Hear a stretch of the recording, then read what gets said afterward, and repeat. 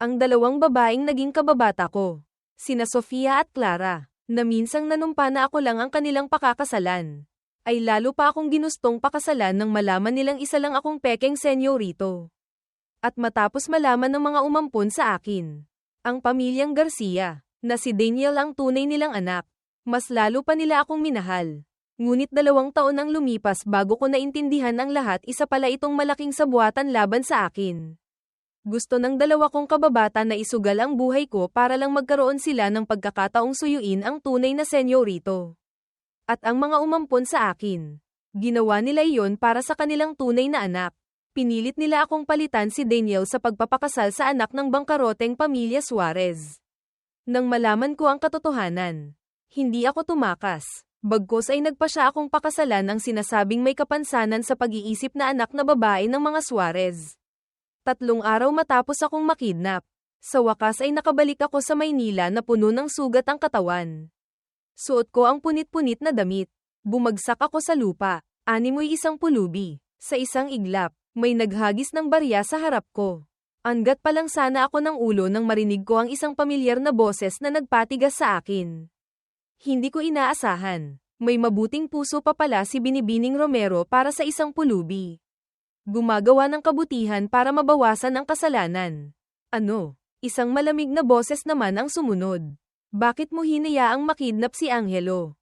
3 araw na. Nagsisisi ka na ba? Pero sa pagkakataong ito, siya ang nakidnap. Ang unang tawag ay sa akin napunta. Talunan ka na sa pustahang ito. Ngayon, sigurado na ako. Ang 2 nasa harap ko ay ang aking mga kababata. Ang isa ay ang mayamang si Sofia Romero. At ang isa naman ay ang malamig na si Clara Sandoval. Ang huling pastahan. Gusto mo pa bang ituloy? Ituloy. Ngumiti ng bahagya si Sofia. Ang huling pastahan ay kailangang lumuhad si Angelo sa harap ni Daniel. Humingi ng tawad si Angelo para sa lahat ng paghihirap na dinanas ni Daniel. At kung sino ang mas mabilis na makakalap ng ebidensya ng mga kasalanan ni Angelo. Ang takdang araw ay ang kaarawan ni Angelo. Nag-isip sandali si Clara saka nagsalita. Sige, sa 3 pastahan. Tabla tayo. Ang huling mananalo ay dapat nang sakuan si Daniel. Masayang sumang-ayon si Sofia. Ako naman. Ang natitirang dugo sa aking mukha ay tuluyan nang nawala. Si Daniel, ang tunay na senyorito na natagpuan ng pamilyang Garcia. At ako ang peking laman ng bibig ng lahat. Naglakad sila patungo sa Mercedes-Benz na nakaparada sa tabi ng kalsada. Nagtago ako sa malapit at narinig ko ang kanilang usapan. Sofia, sa unang pastahan, pinabangga mo ang kanyang binti sa kotse. Pastahan kung kakayanin niyang maglakad ng pilay para sumali sa paligsahan sa sayaw. Kung pumunta siya, talo ka. Dahil din doon, hindi nagpahinga ng sapat ang kanyang binti. Hindi siya nanalo ng unang gantimpala, at nagkaroon pa ng permanenteng pinsala ang kanyang binti. Pagkasabi nito, kumunat ang noo ni Clara. May kaunting pag-aalinlangan sa kanyang boses. Kung tutuusin, matagal din natin siyang nakasama. Nagdilim ang mukha ni Sofia. Ngumisi, huwag mong kalimutan. Ilang taon nang inagaw ni Angelo ang pagkakakilanlan at pagmamahal na para kay Daniel. Ilang beses pa siyang gumawa ng masama para itulak si Daniel palabas. Kaya dinanas ni Daniel ang lahat ng hirap sa bahay ng mga Garcia. Ngayon, dapat si Daniel ang kawan mo. Hindi si Angelo. Clara, ang pustahang ito ay kusa nating pinasok. Kung ngayon ka pa lalambot, sumuko ka na lang. Ngunit nang mabanggit si Daniel, nawala ang kaunting pag-aalinlangan sa mukha ni Clara. Ituloy ang pastahan. Ang 4 na salitang iyon ay parang karayom na tumusok sa puso ko. Humadyas ang itim na Mercedes-Benz. Tulala akong nakatayo sa kalsada. Naalala ko noong kakakidnap pa lang sa akin. Humingi sila ng ransom, ngunit hindi man lang sinagot ng mga umampon sa akin ang tawag. Nang si Clara ang sumagot sa telepono, napakakalmado ko. Angelo, magsinungaling ka man. Dapat may hangganan. Sabi niya bago ibaba ang telepono. Lumalabas na lahat pala ay plinano niya. Nagsimulang umulan. Muling damyugaw ang mga sugat sa aking katawan. Ngunit ang sakit ng katawan ay hindi maikukumpara sa sakit ng puso nang malaman ko ang buong katotohanan. Ang pamilyang Garcia at ang 2 pamilyang Romero at Sandoval ay may napakalapit na ugnayan. Ang 2 matandang Romero at Sandoval ay may utang na buhay pa kay Lolo Miguel. Matagal nang gustong ayusin ng tatlong pamilya ang kasal para sa susunod na henerasyon. Hindi inaasahan. Sa henerasyong ito, ako lang ang meron sa pamilyang Garcia. Hinayaan na lang ni Lolo na ako ang pumili sa dalawang pamilya. Lahat ay naiinggit sa swerte ko. May dalawang magandang babae na nakapaligid sa akin. Ngunit ako lang ang nakakaalam kung gaano karaming sakripisyo ang ginawa ko sa relasyong ito para makuha ang kanilang tiwala at pagmamahal. Noong pinarusahan si Sofia ng kanyang ama, ako ang sumalo sa bawat hagupit. Noong si Clara ay sinisiraan ng kanyang kapatid sa labas, ako ang tumulong sa kanya araw at gabi para maghanap ng ebidensya. Ilang taon na ang nakalipas. Sa isang handaan para sa kaarawan, nagkaroon ng sunog. Ako ang nagbuwis buhay para buhatin silang dalawa palabas. Ang likod ko rin ay napes ng malaki dahil doon. Naging habang buhay kong insecurities, hanggang sa lumitaw si Daniel. Doon ko lang nalaman na isa lang pala akong umagaw sa pwesto ng iba. Mula noon, tuluyan nang nagbago ang buhay ko. Ngunit hindi ako pinayagan ng mga Garcia na umalis. Para lang sa oras ng pangangailangan ay maitulak nila ako. Para palitan si Daniel sa pagdurusa. Kinaladkad ko ang katawang puno ng sugat pauwi. Ngunit hinarang ako sa malaking tarangkahan ng bahay ng mga Garcia. Tiningnan ako ng gwardya ng may pandidiri. Winagayway ang kamay sa akin ng may pagkainis. Sinong pulubi ito? Hindi ito lugar para sa iyo para Ma'am Alamos. Inangat ko ang ulo ko. Ipinakita ang pamilyar na mukha na nakilala ng gwardya. Paos ang boses kong sinabi sa kanya na ipagbigay alam kay Ginoong Garcia. Ginang Garcia, pumayag akong palitan ang anak nila sa pagpapakasal sa pamilyang Suarez na bangkarote na. Ang kasal sa dalawang pamilyang Romero at Sandoval. Ipinauubaya ko na kay Daniel. Pinaikit ko ang aking mga mata. Pinakalma ang sarili. Wala ni isang taong tapat sa akin. Ang ganitong buhay ay dapat nang matapos. Bago bumagsak ang pamilyang Suarez. Sila ang nangungunang pamilya sa mundo ng negosyo. Maraming kilalang pamilya ang gustong makipag-ugnayan sa mga Suarez. Hindi nagatubiling ipakasal ang kanilang kaisa-isang anak na lalaki sa kanila. Malaking pagsisikap ang ginawa ng pamilyang Garcia para makuha ang kasunduang ito para kay Daniel. Ngunit hindi nagtagal. Bumagsak ang pamilyang Suarez. Naging pangalang iniiwasan ng lahat. Ang kasunduang ito ay naging pabigat din. Araw-araw nagagalit si Daniel. Ayaw ng pakasalan ng anak ng bangkaroteng pamilyang Suarez. Ang mga Garcia naman ay humanap ng lahat ng paraan para matulungan ang kanilang anak na makawala sa kasunduang ito. Sa huli, sa akin nila ibinunton ang kanilang ideya. Naghihintay na ang mga umampon sa akin sa sala. Nang makita nila akong pumasok, sinabi lang nila na dahil nangako na ako. Mag-ayos na ako ng gamit. 5 araw mula ngayon, ipapadala nila ako doon. Walang pakialam sa mga sugat sa aking katawan. Bamantong hininga si Tito Ramon. Ang kapatid ni Itay Garcia. Kung pumayag ka lang sana agad. Hindi na sana nagdamdam ng matagal si Daniel. Hindi ko talaga alam kung ano ang iniisip ng matanda. Pinipilit kang ipakasal sa dalawang pamilyang Romero at Sandoval. Malinaw na biglang huminto ang sinasabi ni Ginoong Garcia. Ngunit naintindihan ko ang gusto niyang sabihin. Malinaw na isa lang akong peking anak ngunit hindi kailanman ganoon ang tingin ni Lolo Miguel. Pagkaalala kay Lolo, namasa ang aking mga mata. Si Lolo ang kaisa-isang tao sa buong pamilyang Garcia na matapos malaman ang aking tunay na katauhan ay tapat pa ring nakitungo sa akin bago siya pumanaw. Sa kabila ng pagtutol ng lahat, iniwan pa rin niya sa akin ang pagkakataong makapag-asawa.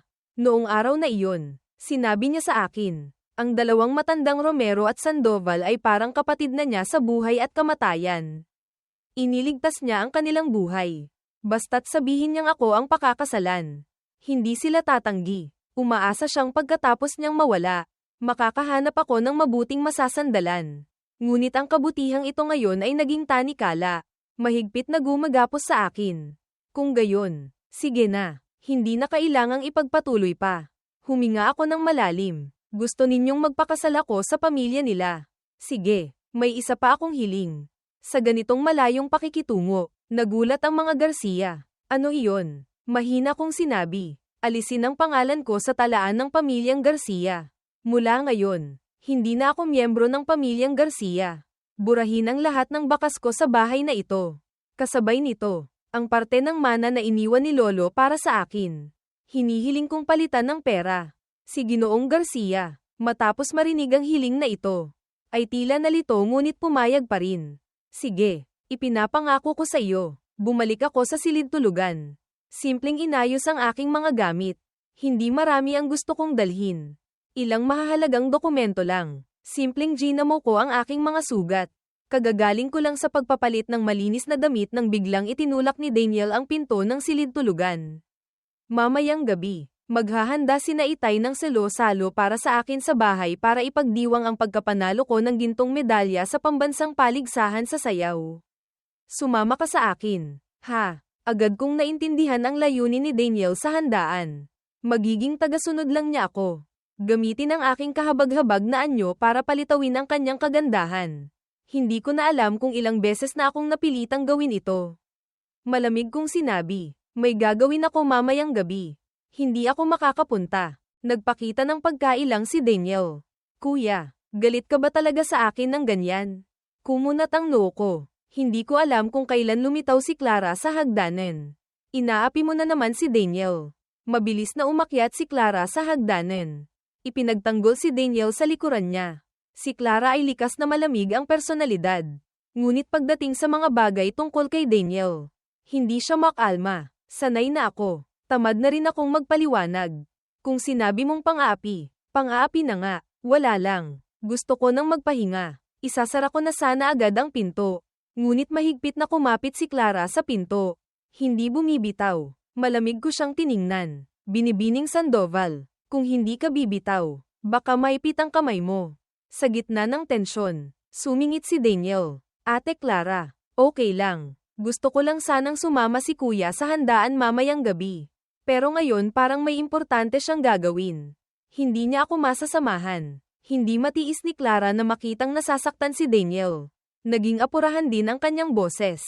Angelo, ano bang mas importante kaysa sa handaan ni Daniel? Kung dahil iyon sa pagbaba ko ng telepono noon, hindi mo na kailangang maging ganyan.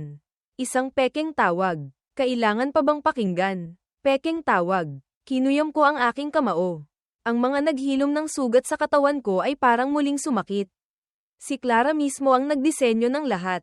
Kaya ako pinahirapan ng 3 araw. Muntik nang mamatay sa kamay ng mga kidnapper. Lahat dahil lang sa isang katawa-tawang pastahan. Ngayon, siya pa ang nagsasabing ako ang nanloloko. Itinago ko ang galit sa aking puso. Tumawa ng isang beses. Oo, palaging meron. Pero ngayon, ang mas importante kong gagawin ay ang maghanda para sa sarili kong kasal. Anong kasal? Sabay na umalingaw-ngaw ang 2 boses. Si Sofia ay nakatayo sa pinto. Tahimik na nakatingin sa akin. Habang si Clara naman ay kumunat ang noo. Mas humigpit pa ang pagkakahawak sa hamba ng pinto. Hindi ko na malayang umatras ako ng ilang hakbang. Pinaningkitan ni Sofia ang kanyang mga mata.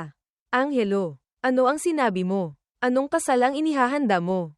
Sumabat si Daniel sa tabi. Nakakainggit ka talaga, kuya. Palaging may 2 mabait na ate na kasama mo. Samantalang ako ngayon, mapipilitan lang akong magpakasal sa bangkaroteng pamilya Suarez. Narinig ko pa na ang anak na babae ng mga Suarez ay may kapansanan sa pag-iisip.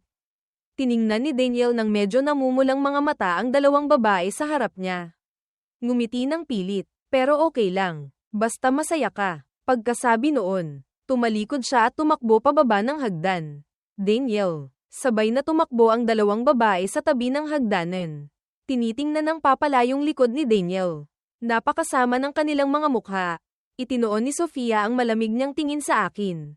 Masaya ka na. Ang pagbanggit mo sa kasal ay para sadyang galitin si Daniel. Hindi ba? Akala ko natuto ka na sa mga nakaraang pagkakataon.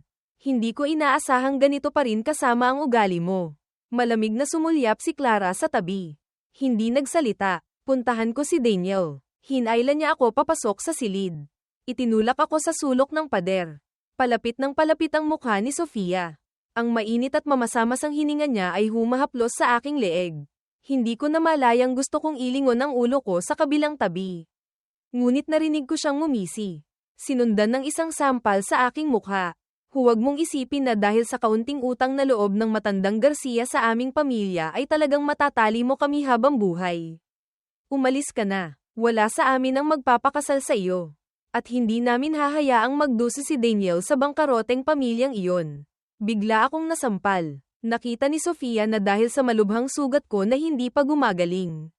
Tumagilid ang katawan ko. Malakas na tumama ang noo ko sa aparador. Damaloy ang dugo mula sa noo hanggang sa aking damit. Ngunit tumawa ako na parang baliw. Matapos magsimula ang pastahan nila. Ang pakikitungo nila sa akin ay hindi na nagkunwari. Direkta na silang nagbago. Mapanghamak kong sinabi, huwag kang masyadong mayabang. Hindi ikaw ang pakakasalan ko. Hindi rin si Clara Sandoval. Natigilan si Sofia, ngunit mabilis na napalitan ng pandidiri ang lahat ng emosyon. Gusto mo pa ring gamitin ang paraang ito para akitin kami.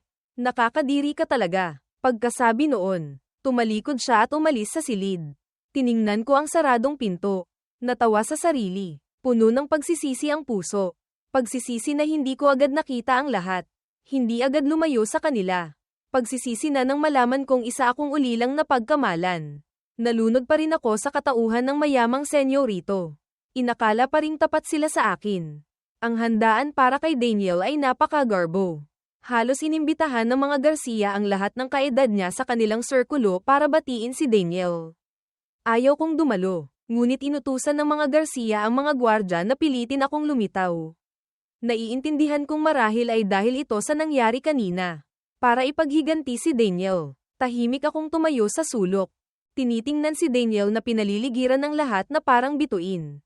Itinaas ni Daniel ang kanyang baso sa lahat. Puno ng pagmamalaki ang mukha. Salamat sa inyong lahat sa pagdalo sa aking handaan. Walang tigil ang papuri ng mga tao sa paligid kay Daniel. Nalikas daw ang talento. At tiyak na magiging pinakasikat na mananayaw sa hinaharap. Lumingon si Daniel sa akin. May bahid ng kasamaan sa kanyang mga mata. Napanood ko ang video ng laban mo noon. Mas mataas ang talento mo kaysa sa akin. Maging ang girong nagturo sa akin ay nagsabing ikaw noon ang pinakamalamang na manalo ng World Cup. Biglang kumuyam ang aking kamao. Mula nang mapilayan ako, ang mga girong nagturo sa akin ay inilipat lahat para turuan si Daniel. Dahil lang sa sinabi ng isa sa mga guro na mas may talento ako kaysa sa kanya. Ipinabali ni Daniel ang binti ng girong iyon. Tuluyang nasira ang kanyang buhay. Pagkatapos noon, nagpunta pa siya sa akin para magyabang. At sa labas, sadyang ipinagkalat ni Daniel na ako ang nag-utos na pilayan ng guro dahil naiinggit ako sa kakayahan nito. Sinubukan kong maghanap ng ebidensya. Ngunit nasa likod ni Daniel ang buong pamilyang Garcia.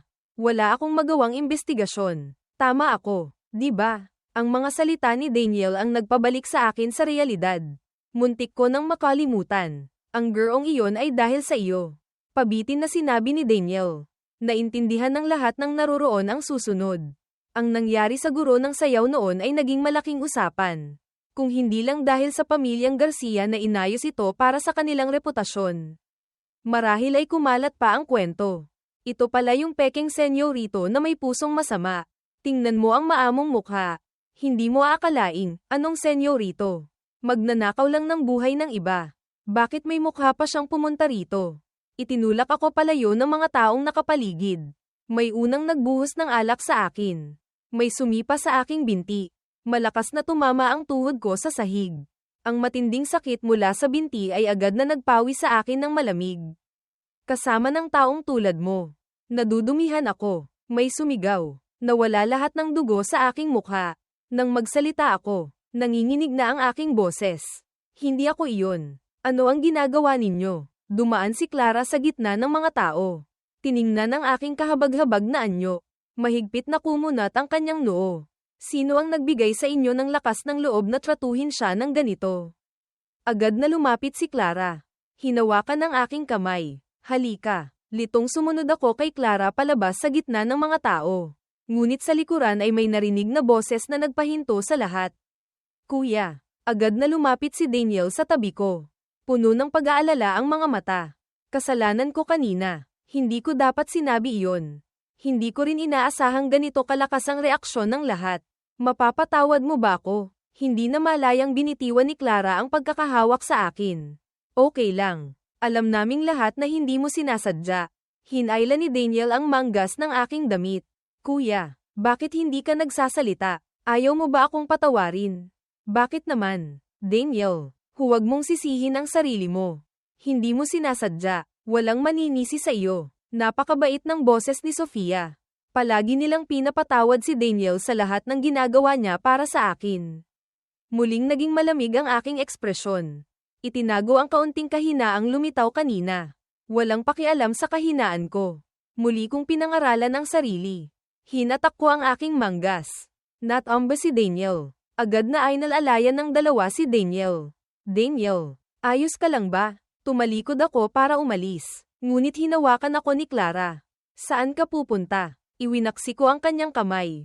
Babalik sa silid. Kung tutuusin, nasugatan na ngayon si Senyorito Garcia.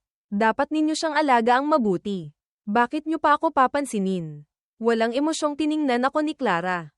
Walang dahilan kung bakit biglang nakaramdam ng pagkalito. Gusto pa sana niyang magpaliwanag. Ngunit malamig na tumawa si Sofia. Hayaan mo siya. Sa tingin ko, masyado na natin siyang binigyan ng mukha. Hindi niya naman kailangan ng kabutihan ng iba. Dinadamay pa si Daniel sa gulo. Wala akong emosyon. Tama, hindi ko naman kailangan ng kabutihang gusto akong patayin ng mga babaeng ito. Sa sandaling iyon, hindi kalayuan. Biglang nagkaroon ng kaguluhan. Hulihin niyo siya. Baka makatakas. Tumabi kayong lahat. May kutsilyo yung baliw. Isang mabangis na lalaki ang sumugod sa gitna ng handaan. Nakilala ko siya. Asawa siya ng girong iyon. Kasalanan ninyong lahat ito. Kung hindi dahil sa inyo, hindi mababaliw ang asawa ko. Sabi niya habang sumusugod dala ang kutsilyo patungo kay Daniel. Namutla si Daniel sa takot. Sumigaw. Sa susunod na sandali, naramdaman kong malakas akong itinulak. Buong katawan ko ay itinulak sa harap ni Daniel. Ang tunog ng talam na tumama sa balat ay pumasok sa aking utak. Nakita kong si Sofia ang nagtulak sa akin para protektahan si Daniel. Hindi ito ang unang beses na nangyari ang ganito. Pero bakit ganito pa rin kasakit? Wala bang halaga ang buhay ko? Wala na ba siyang naalalang anumang pinagsamahan namin noon? Malabo na ang mga sumunod na alaala. Naaalala ko lang na nasugatan ng kutsilyo ang braso ni Daniel. Walang pag-aalinlangan na hinaranggan siya ng dalawang babae. Ang nanggulo ay kinontrol ng mga gwardya. Hindi ko alam kung sino ang tumawag ng ambulansya. Nang isinakay ako sa ambulansya, malabo kong narinig ang bulong ng nurse. Yung kara rating lang sa ospital. Gallows lang naman. Bakit hindi siya ang unahing gamutin? Itong isang ito. Ang dami nang nawalang dugo. Kung mahuhuli pa ng kaunti, baka, ang mga sumunod na salita ay hindi ko na narinig. Nilamon ako ng walang katapusang kadiliman. Nagising ako dahil sa sakit. Nalito ako sandali. Umupo, gustong bumaba sa kama, ngunit ang isang binti ko ay hindi ko maigalaw. Tahimik kong tiningnan ang binting puno ng sugat. Napagtanto kong tila tuluyan nang naparalisa ang aking binti. Nagtiimbagang ako. Inabot ang tungkod sa tabi. Paika-ikang lumabas sa silid ng ospital. Ang ospital na ito ay pribadong pag-aari ng pamilyang Romero. Halos walang kahirap-hirap. Natagpuan ko ang silid ni Daniel. Halos lahat ng doktor at nurse ay nagbabantay sa labas ng silid. Maawang tiningnan ni Sofia ang braso ni Daniel na may benda. Daniel, nagtiis ka. Nakaupo rin si Clara sa tabi niya. Daniel, huwag kang mag-alala. Ang mga doktor sa ospital na ito ay pawang magagaling. Tiyak na hindi mag-iiwan ng peklat ang braso mo. Namumutla si Daniel. Malapit nang tumulo ang luha sa kanyang mga mata. Akala ko hindi ko na kayo makikitang muli. Ang seguridad ng bahay ng mga Garcia ay walang problema. Bakit nakapasok ang ganitong tao? Kumunat ang noo ni Sofia. Tama si Daniel. Ang seguridad ng bahay ng mga Garcia ay pinipili ng mabuti. Paanong nagkaroon ng ganitong kapabayaan? Nang sumugod ang lalaking iyon. Para bang ako talaga ang hinahanap niya? Sabi ni Daniel. May takot sa kanyang mukha. Si Angelo. Halos agad nahulaan ni Clara ang ibig sabihin ni Daniel. Nagdilim ang kanyang mukha. Naintindihan din ni Sofia. Nagngit-ngit ang mga ngipin. Alam ko na. Ang masamang ugali niya ay hindi hahayaang maging maayos ang handaan ni Daniel. Hindi na kailangan ng paliwanag ko. Hindi na rin kailangan ng presensya ko. Ang ilang tao sa silid ay hinatulan na ako. Anong ginagawa mo rito? Umalingaw-ngaw ang boses ni Ginoong Garcia mula sa likuran. Halos sabay-sabay na napatingin sa akin ang ilang tao sa silid. Hindi man lang ako tiningnan ng mga umampon sa akin. Umiiyak na sumugod sa harap ng kama ni Daniel. Anak kong mahal, ayos ka lang ba? Nang matanggap ko ang balita, Muntik na akong mamatay sa takot. Yamakap si Daniel sa mga magulang niya na namumula ang mata. Hindi rin ako pinansin ni Ginoong Garcia. Nag-aalalang pumasok sa silid para aliwin si Daniel. Ang mainit na eksena sa silid ay paulit-ulit na tumutusok sa aking mga mata. Hindi pa ako nakakakilos. Hinayla ako ni Sofia papasok sa silid. Nahulog ang tungkod sa sahig. Nawalan ako ng suporta. Bumagsak sa lupa. Angelo, paano mo nagagawang maging ganito kasama? Ngayon gusto mo pang kunin ang buhay ni Daniel. Nagtiimbagang si Ginoong Garcia. Ano ang sinasabi mo? Sumagot si Clara sa tabi. Sa pagkakataong ito, nakapasok ang lalaking iyon dahil inutusan siya ni Angelo. Hindi ako iyon. Angat pa lang sana ako ng ulo para magpaliwanag. Isang sampal ang damapo sa aking mukha. Hayop ka. Ilang taon kang pinakain at dinamitan ng pamilyang Garcia. Ganito mo kami gagantihan. Kung hindi lang dahil kailangan mo pang palitan si Daniel. Huminto ang kanyang sinabi. Hindi na malayang napatingin kay Sofia na nakatayo sa tabi at kay Clara. Ang tulad mong walang utang na loob. Matagal ka nang dapat pinalayas. Ang mukha ko ay mainit at masakit. Ngunit hindi ito may kukumpara sa sakit sa aking puso. Sa sandaling ito, damyugo ang sugat sa aking dibdib. Muling namula ang damit pang ospital. Tiniis ko ang matinding sakit. Tahimik na dinampot ang tungkod at tumayo. Ginoong Garcia, ang ipinangako ninyo sa akin. Sana ay magawa ninyo. Ito na ang huling utang ko sa inyo. Pagkatapos nito, patas na tayo ng pamilyang Garcia. Dahan-dahan akong lumabas sa silid. Sa likuran ay narinig ko ang galit na boses ni Ginoong Garcia. Sabihin sa direktor ng ospital na paalisin ang hayop na ito. Huwag na siyang bigyan ng silid. Lahat ng ito ay utang niya sa anak ko. Malakas kong isinara ang pinto ng silid. Inihiwalay ang lahat ng tao at ingay. 3 araw na lang. Tuluyan na akong makakaalis sa lugar na ito. Naghanap ako ng klinika sa labas. Simpleng ginamo ang sarili. Saka umuwi. Pagka-uwi ko sa bahay ng mga Garcia, nakita kong itinapon na palabas ng silid ang aking mga gamit. Maaga nang sinundo si Daniel pauwi. Nang makita niya akong dumating, agad siyang nagsalita. Nakauwi ka na pala. Sasali ako sa pandaigdigang kompetisyon. Kailangan ko ng silid para mag-ensayo. Agad akong nataranta. Sumugod sa harap at nagsimulang halongkatin ang tambak ng mga gamit. Anong hinahanap mo? Ngumiti si Daniel. Puno ng kasamaan ang mga mata. Hindi kaya yung kwintas na pamana ni Lolo sa iyo. Itinigil ko ang aking ginagawa. Agad na lumingon. Saan mo itinapon? Hindi nagmamadali si Daniel. Nanatili ang ngiti ngunit bawat salitang lumalabas sa kanyang bibig ay nagpapagalit sa akin. Yung lumang kwintas na iyon. Natural na sinunog ko na. Hindi lang yung kwintas na iyon. Lahat ng gamit mong may kinalaman sa 2 ate. Kinuha ko na rin at ihahanda ng sunugin. Pinapayuhan ka ng pamilya ko na huwag ka nang umasa pa. Masuner ang palitan mo na lang ako sa pagpapakasal sa pamilyang Suarez. Kung hindi, sa susunod baka hindi lang saksak ang abutin mo. Biglang huminto ang tawa ni Daniel. Isang malutong na sampal ang umalingaw-ngaw sa buong sala. Hindi makapaniwalang hinawakan ni Daniel ang kanyang mukha. Nang ahas kang saktan ako. Hayop ka. Pamana iyon ni Lolo sa akin. Bakit mo ginalaw? Hindi ko na mapigilan ang galit sa aking puso. Napupuot na tiningnan ako ni Daniel. Bakit? Dahil matanda na siya. Bulag na siya. Ako ang tunay na anak ng pamilyang Garcia. Bakit napakabait niya sa iyo? Ang pagwawala ni Daniel ay nagpatawa sa akin. Hindi patas. Daniel, sa tingin mo ba ang mga ginawa mo sa akin? Hindi nakikita ni Lolo. Nakukonsensya siya sa iyo. Hindi ka lang niya ibinubunyag. At iniwan pa niya sa iyo ang malaking parte ng mana ng pamilyang Garcia. Anong karapatan mong sisihin siya? Tumahimik ka. Galit na namula ang mga mata ni Daniel. Bulag talaga siya. Bakit siya? Ang ingay sa bahay ay mabilis na nakaakit sa 2 tao sa labas. Nang makita ang 2 babae, agad na nagbago si Daniel. Naging kahabag-habag. Nagtago sa likuran nila. Kuya, kasalanan ko kung bakit ka nasaktan. Saktan mo man ako. Tatanggapin ko. Huwag mo lang sisihin sina Itay at Inay at ang 2 ate. Narinig ng 2 babae ang sinabing ito. Agad na lumingon at maingat na tiningnan ang sugat sa mukha ni Daniel. Angelo, paano mo nagawang saktan siya? Mahigpit na hinawakan ni Sofia ang aking pulso. Pinaningkitan ni Clara ang kanyang mga mata. Sa ospital, magaling kang umarte na nasugatan. Ngunit hindi ko sila tiningnan.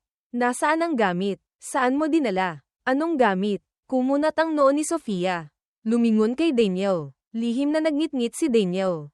Ngunit pinanatili pa rin ang kahabag-habag na anyo. Parang dinala na ng mga trabahador sa likod bahay para sunugin. Ayoko nang panoorin pa ang kanyang pag-arte. Malakas kong iwinaksi ang kamay ni Sofia. Agad siyang nalito. Ngayon lang niya napansin na ang pekeng senyorito na dati kung saan-saan siya pinapasaya ay tila nag-iba na. Nagmamadaling sumunod ang ilang tao. Pagdating doon, tulala akong nakatingin sa banta ng abo. Hindi na malayang gusto kong sumugod para kunin ang kwintas. Ngunit pinigilan ako ni na Clara at Sofia. Baliw ka na ba? Hindi mo ba nakikitang nasunog na ng ganito? Kapula lang ng apoy na iyan. Napakainit. Mapapasok ka. Tumabi kayo. Hindi nyo ito problema. Nilampasan ko silang dalawa. Walang pag-aalinlangang naghalongkat sa banta ng abo. Ang matinding init ay parang muling nagbalik sa akin sa handaan para sa kaarawan noon. Noong taon na iyon, nagawa kong buhatin silang dalawa mula sa sunog. Sa pagkakataong ito, tiyak na mahahanap ko rin ang kwintas ni Lolo. Anong ginagawa mo? Lumabas ka na riyan. Binalewala ko ang boses sa likuran. Walang tigil sa paghahalungkat. Sa wakas, tiniis ko ang matinding sakit at nakuha ang kwintas. Ang kamay ko ay napaso hanggang sa matuklap ang isang layer ng balat. Ngunit maingat ko pa ring pinrotektahan ang medyo naitim na kwintas.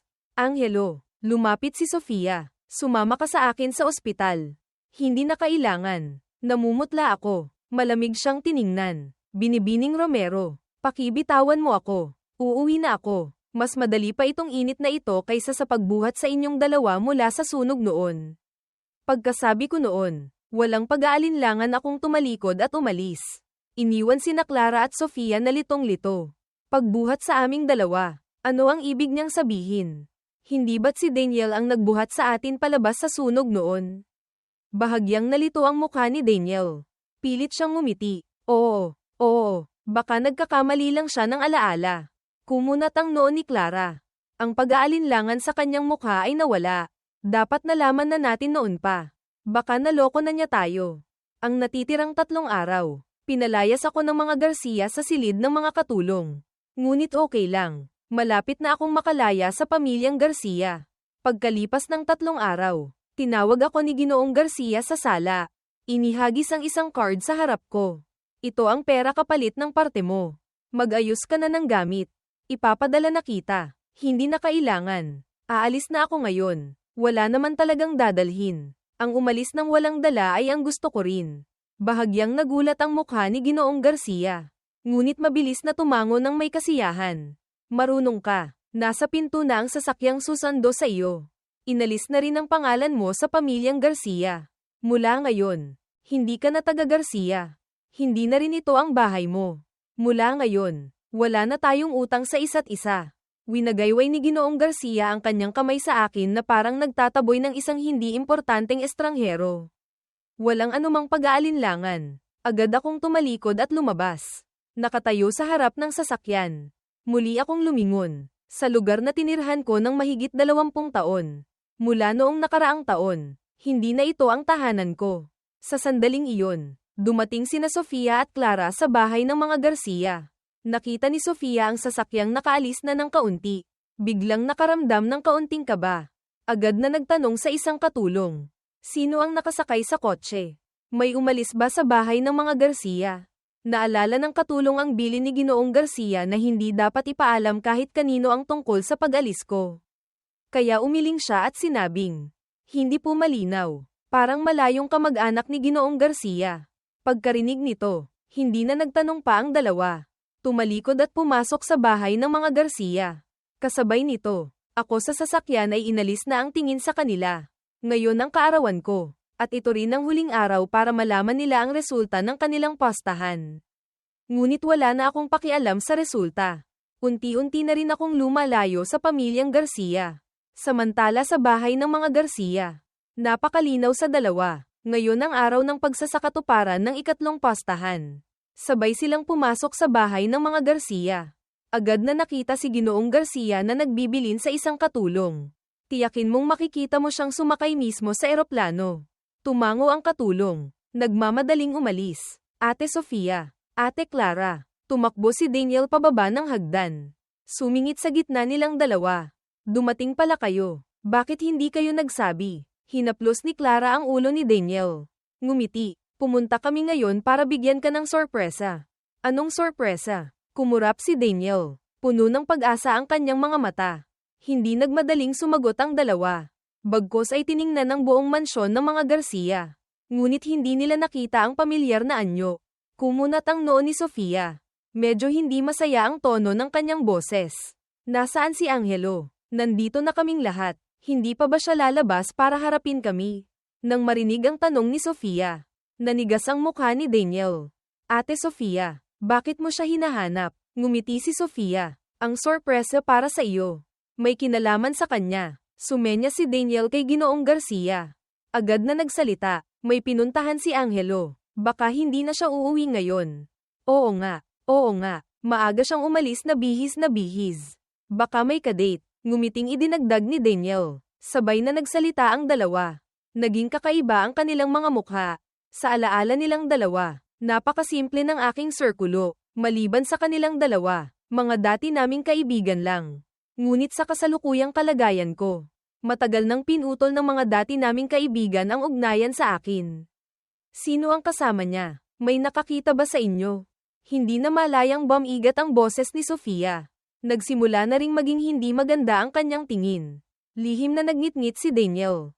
Hinayla ang manggas ni Sofia. Pilit na inagaw ang kanyang atensyon. Ate Sofia, may lakad si kuya ngayon. Huwag na natin siyang abalahin. Oo nga pala. Ano yung sorpresa na sinasabi ninyo kanina? Pwede ko bang makita muna? Nag-alinlangan sandali si Sofia. Naisip ang mga ebidensyang hawak niya. Walang dahilan kung bakit parang hindi niya mailabas. Ang sorpresa na ito ay kailangang naroon si Angelo para magkaepekto. Umiling siya. Ang malambing niyang tingin ay napunta sa mukha ni Daniel. Maghintay ka pa ng kaunti. Agad akong magpapadala ng mga tao para hanapin siya sa buong lungsod. Tiyak na aabot bago magdilim. Dadalhin siya sa harap mo at iaalay ang sorpresang ito. At ang sorpresang ito, tiyak na magugustuhan mo. Sumang-ayon din si Clara. Oo nga, Daniel. Ang sorpresang ito, kung wala si Angelo, hindi maituturing na sorpresa. Maghintay ka pa ng kaunti. Kaming dalawang pamilya ang magtutulungan. Tiyak na mabilis naming mahahanap siya. Nagsimulang maging hindi maganda ang mukha ni Daniel. Nadamay na rin si Ginoong Garcia sa pagkabalisa. Napakalinaw sa kanilang dalawa. Hindi mahahanap ng dalawang pamilyang Romero at Sandoval si Angelo. Tumunog ang telepono ni Ginoong Garcia. Mensahe iyon mula sa katulong. Nakasakay na po siya sa eroplano. Nalaman na ni Ginoong Garcia. Pilit siyang ngumiti. Bakit pa kayo mag-aaksaya ng pagod? Mahilig lang talagang gumala si Angelo. Baka mamaya kusa nang umuwi. Mas mabuti pang umuwi muna kayo at maghintay. Pag-uwi ni Angelo, ipapaalam ko agad sa inyo. Ngunit sabay na sumagot ang dalawa ng walang pag-aalinlangan. Hindi pwede. Dapat ngayon. Kailangan naming makita si Angelo ngayon. Sabay na nagutos sina Sofia at Clara na pakilyusan ang lahat ng gwardya ng kanilang pamilya. Hanapin sa buong lungsod. Maghihintay kami rito sa bahay ng mga Garcia. Lalong namutla ang mukha ni Daniel. Pinagpawisan na rin ng malamig si Ginoong Garcia. Pagkalipas ng 3 oras, sabay na dumating ang mga gwardya ng dalawang pamilya para mag-ulat hindi nila natagpuan si Senyorito Angelo. Hindi natagpuan. Paanong nangyari iyon? Unang tumayo si Sofia. Malamig na tumawa. Ngayon ba siya nag-iinarte? Sadyang nagtatago. Kumunat din ang noo ni Clara. Malamig ang boses. Akala ko sumuko na siya. Hindi ko inaasahang sa puntong ito ay iisipin pa niyang gamitin ang paraang ito para mapansin natin. Sige, ituloy ang paghahanap. Imbestigahan na rin ang mga taong nakasalamuhan ni Angelo kamakailan. Pagkasabi noon, muling umalis ang mga tauhan ng dalawang pamilya. Sa isang iglap, nalaman ng buong Maynila na hinahanap ako ng dalawang pamilyang Romero at Sandoval. Halos hinalughog ng pekeng senyoritong ito ang buong lungsod. Hanggang sa magdilim, hindi nila nahintay ang pamilyar na anyo. Ni walang anumang balita tungkol sa akin. Para akong naglaho sa Maynila. Nagdilim ang mukha ni Sofia. Sinipa ang gwardyang nag-uulat sa harap niya. Hindi nyo rin mahanap. Para saan pa kayo? Si Angelo. Isang taong walang-wala. Saan pa siya makakatakbo? Hinayla ni Clara si Sofia. Hindi rin maganda ang kanyang mukha. Mukhang desidido siyang iwasan tayo.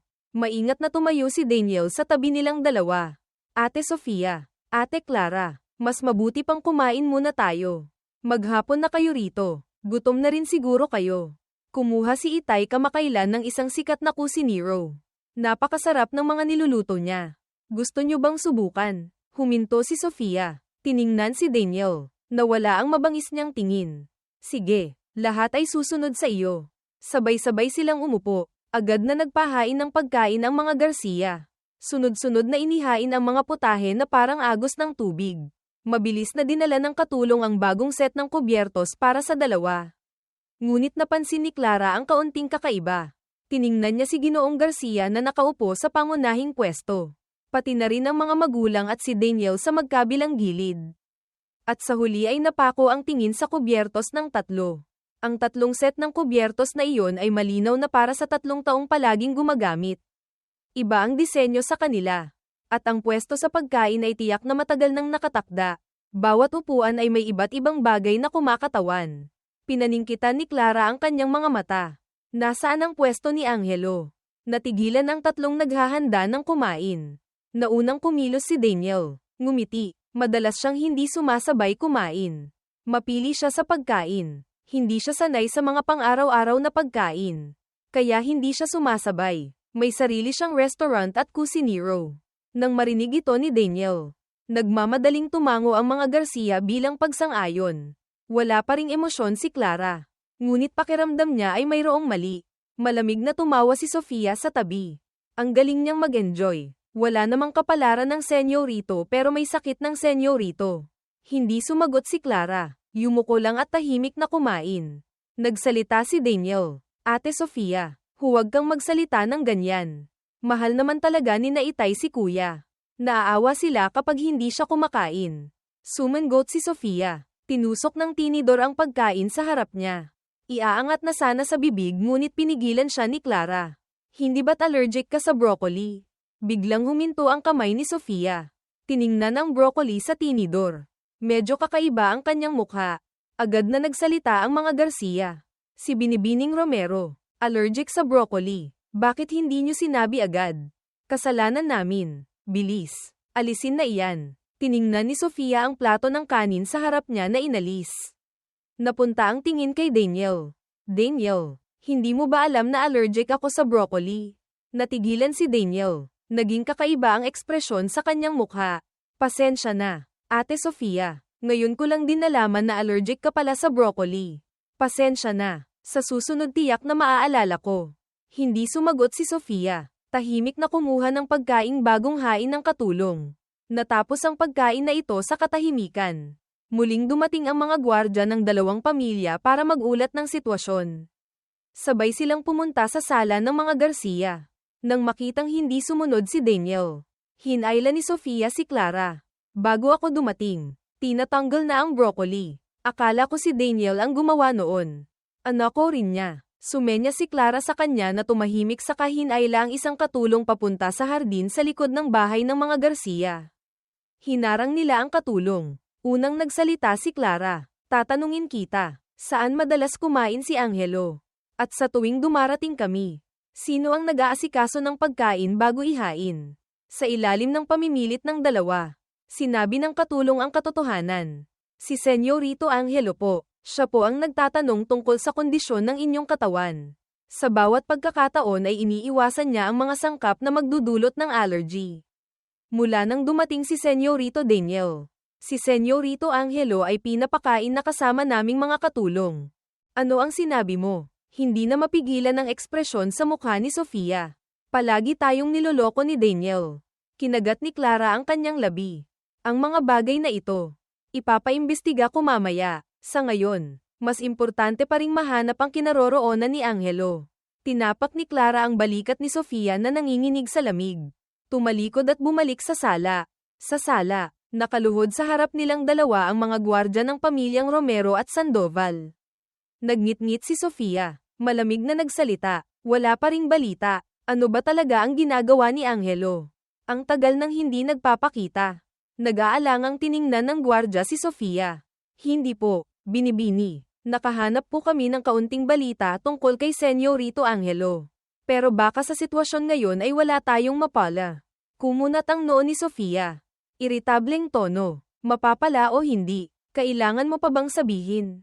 Ibigay mo ang dokumento. Ako na ang titingin. Nagmamadaling ibinigay ng gwardya ang dokumento. Agad ding lumapit si Clara. Hindi malaman kung gaano katagal. Sa wakas ay nagkaroon ng kaunting pagbabago sa emosyon ng dalawang tumitingin sa dokumento. Mahigpit na hinawakan ni Sofia ang dokumento sa kanyang kamay. Inihagis ang dokumento sa mukha ng gwardya. Imposible. Mali ang impormasyong nahanap ninyo. Hanapin niyo ulit lahat. Kailangang mahanap ang kinaroroonan ni Angelo. Walang masabi ang gwardya sa hirap. Tumango na lang at dinala ang lahat ng tauhan palabas para ipagpatuloy ang paghahanap ng balita tungkol kay Angelo. Nakatitig si Sofia sa mga nagkalat na papel sa sahig. Namutla na rin ang mukha ni Clara. Totoo ba ang nasa dokumento? Bakit sinasabi sa dokumento na ilang taon nang nagtatrabaho si Angelo sa labas? Hindi nag-atubiling maging waiter, kaya uminom hanggang sa magkaroon ng ulcer. Hindi sinabi ng pamilyang Garcia.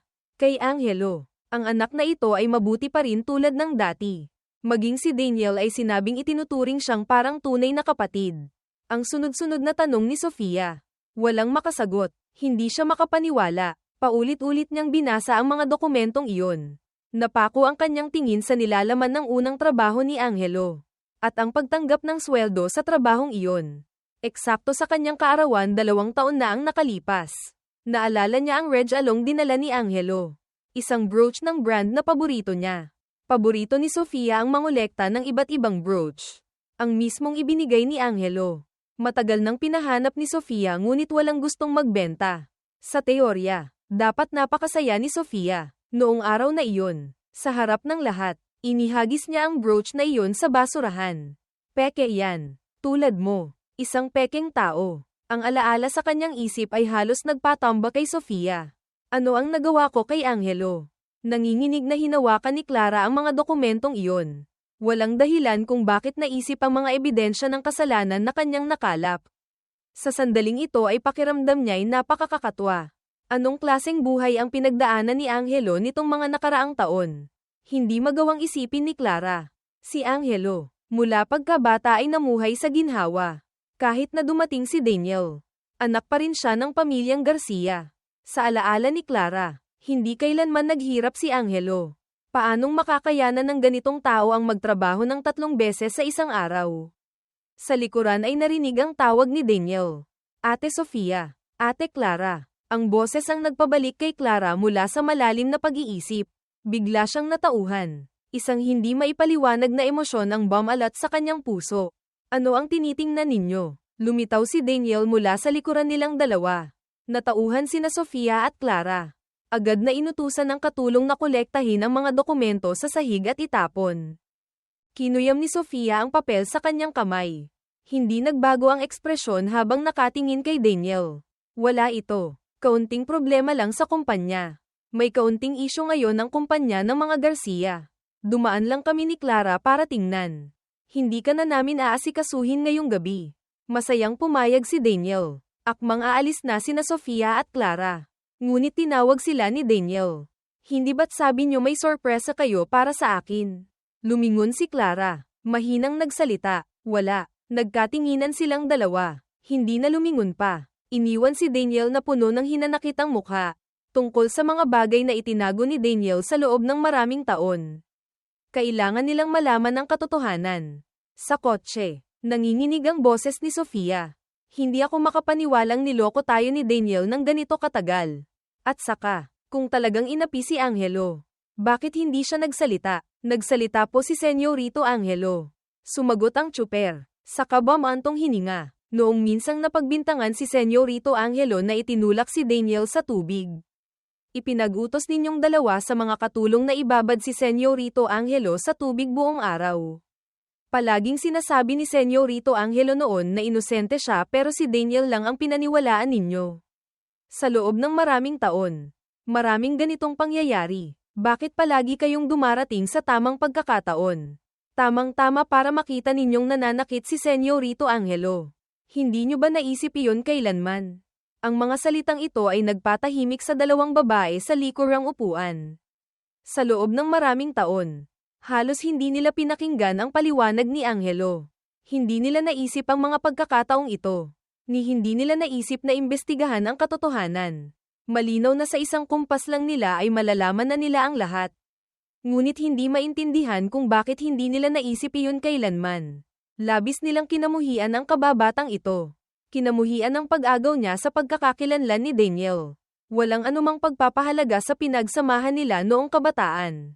Sa ospital, malakas na sigaw ni Sofia. Hindi nagsalita si Clara, ngunit agad niyang naintindihan ang ibig sabihin nito.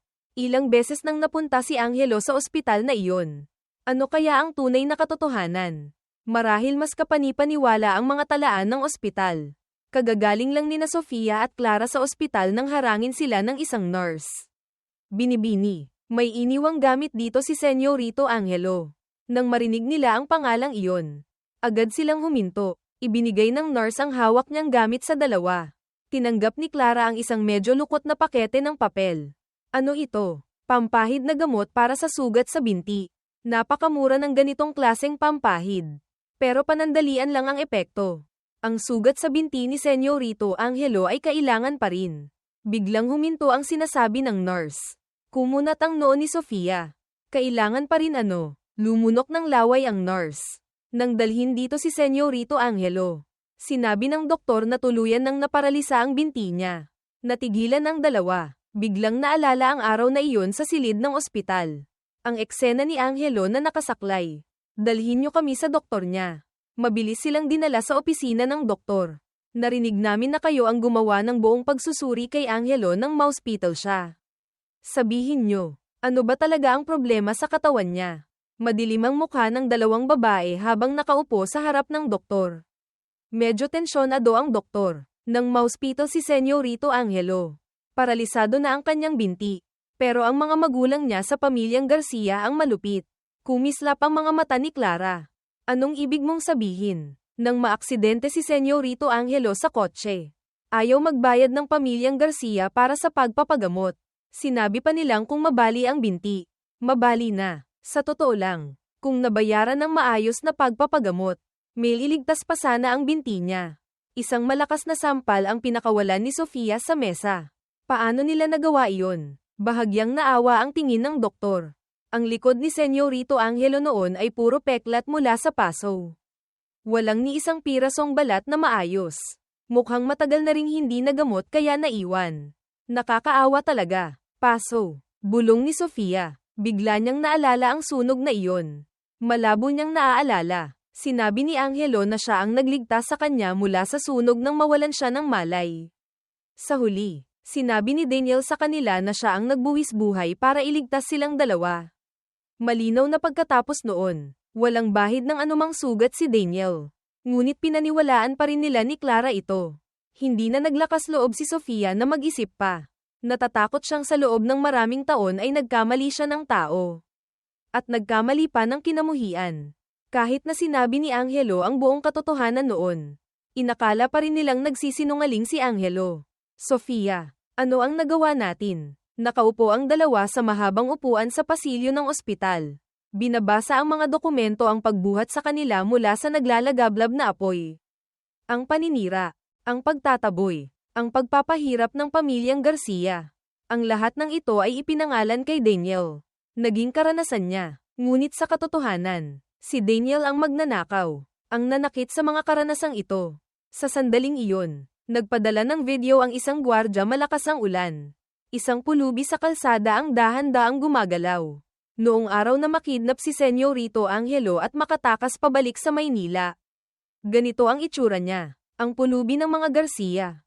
Unang nakakilala si Sofia, hindi sumagot si Clara, ngunit maingat na tiningnan ng tao sa video. Lalong namumutla ang kanyang mukha. Paanong nangyari ito? Malinaw na sinabi kong panakat lang ang gagawin nila. Hinawakan ni Clara ang kanyang buhok. Umaasang lahat ay isang panaginip lang. Sunod-sunod na mensahe ang dumating.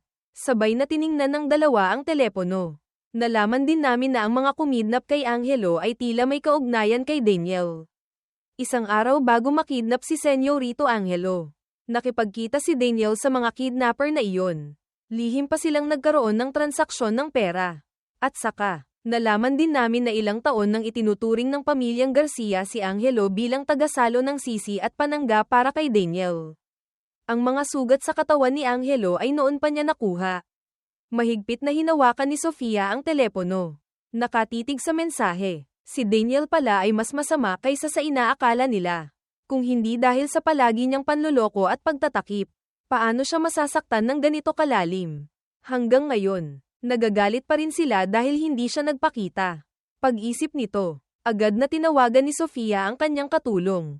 May balita na ba tungkol kay Angelo? Wala pa po, para talagang naglaho si Senyorito Angelo. Sa tingin ko, umalis na si Senyorito Angelo sa Maynila. Gumuho ang natitirang katinoan ni Sofia. Malakas na ibinagsak ang telepono sa sahig. Lumingon siya kay Clara na namumutla. Hinawakan ito ng mahigpit. Clara, kasalanan mo lahat ito. Kung hindi mo plinano ang pagkidnap, paanong mangyayari ang lahat ng ito? Malamig na tiningnan ni Sofia si Clara na galit na galit. Ngumisi, sinisisi mo ako. Huwag mong kalimutan. May parte ka rin sa lahat ng ito. Ikaw mismo ang nagmungkahi ng pastahan na iyon. Ikaw rin mismo ang sumire sa binti ko.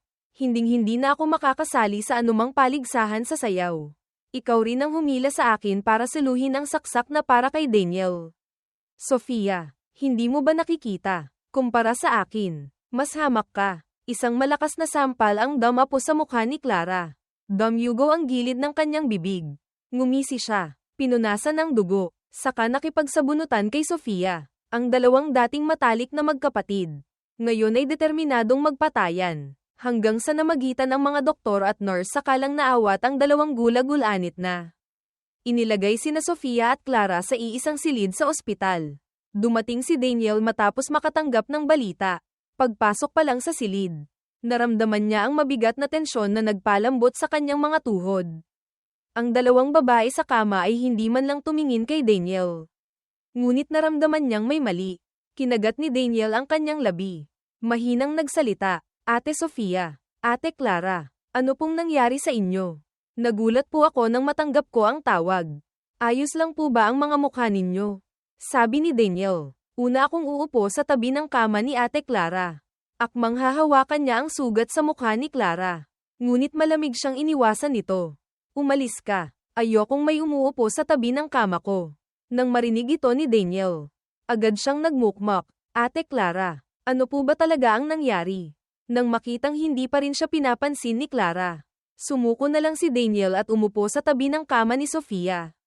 Ngunit hindi pa siya nakakakilos ay mahigpit nang hinawakan ni Sofia ang kanyang kwelyo. Nang ahas ka pang pumunta rito. Nagulat si Daniel sa biglaang pangyayari. Hindi makahinga dahil sa pagkakasakal sa kwelyo. Ngunit paputol-putol pa ring nagsalita. Ate Sofia, ano po ang nangyayari? Hindi sumagot si Sofia. Lalo pang humigpit ang kanyang hawak.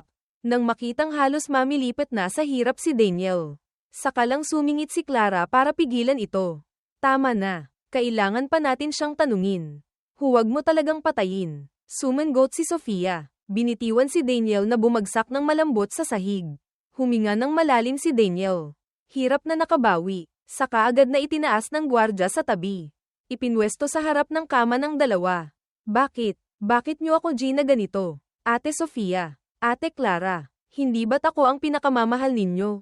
Bahagyang nalito ang mga mata ni Daniel. Sumisigaw sa dalawang nasa harap niya. Pinakamamahal ka namin. Malamig na tumawa si Sofia. Daniel, hanggang ngayon umaarte ka pa rin. Pagkasabi noon, inihagis ni Sofia ang lahat ng nakaprint na dokumento sa mukha ni Daniel. Hindi makapaniwalang tiningnan ni Daniel ang mga nagkalat na dokumento sa sahig. Namutla. Ano? Paanong nangyari ito? Hindi ganito. Hindi ito totoo. Ate Sofia, Ate Clara, maniwala kayo sa akin. Peke lahat ito. Paninira lang ito. Sabi niya habang nagpupumiglas na tumayo. Sumulyap si Clara kay Daniel. Agad na naintindihan ng gwardya sa tabi. Malakas na sinipa ang tuhod ni Daniel. Malakas na tumama ang buto ng tuhod sa sahig. Napakalinaw ng tunog. Halos hindi makasigaw sa sakit si Daniel.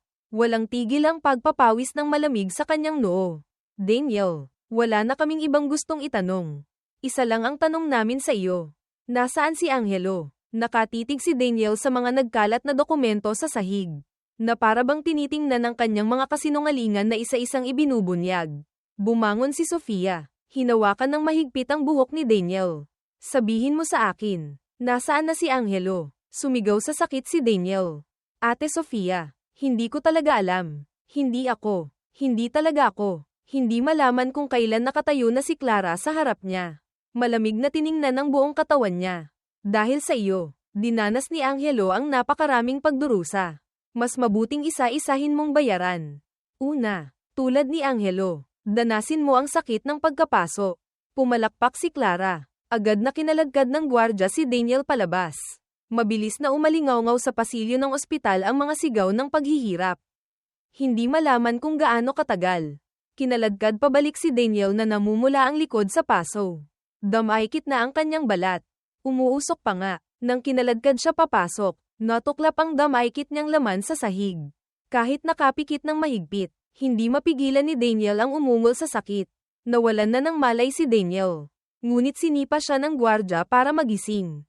Ngayon, pwede ka nang magsalita, namumutla si Daniel. Mahinang inangat ang ulo at tiningnan si Clara. Sa sandaling iyon, sa wakas ay napagtanto niya. Ang dalawang nasa harap niya ay hindi na ang Sofia at Clara na sunod sa Niren sa kanya.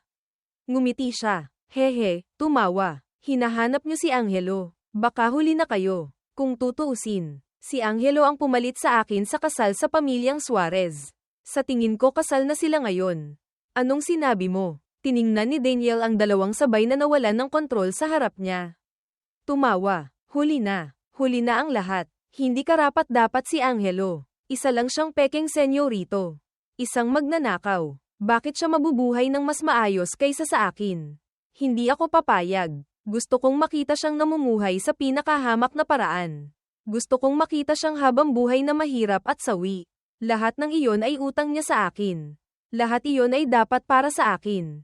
Ang karapatan sa kasal ay akin. Ang pagmamahal ng mga magulang ko ay akin din. Ako rin ang dapat na hinahangaan ng lahat. Napakasama ng ugali mo. Isang sipa ang pinakawalan ni Sofia sa tiyan ni Daniel. Umungol ng ilang beses si Daniel. Dumura ng isang bungkos ng dugo. Dahan-daang yumuko si Clara. Puno ng kabaliwan ang kanyang mga mata. Daniel, nang ahas kang lokohin kami. Dapat mong pagbayaran. Ang pakiramdam ni Angelo na malunod. Ang pakiramdam na mabalian ng binti. Lahat ay danasin mo ng isang beses. Kasabay nito, lahat ng kooperasyon sa pamilyang Garcia ay ititigil na. Ipagbigay alam sa lahat ng kumpanya sa industriya. Mula ngayon, ang dalawang pamilyang Romero at Sandoval at ang pamilyang Garcia ay magkaaway na mortal. Kinaladkad palabas si Daniel. Sa bawat pagpapahirap ay personal siyang dinadala sa harap ng dalawa para suriin ang resulta. Maging ang binti ni Daniel ay binali. Halos mabaluktot na. Nagutos din ang dalawa sa lahat ng tao sa ospital na huwag gamutin si Daniel.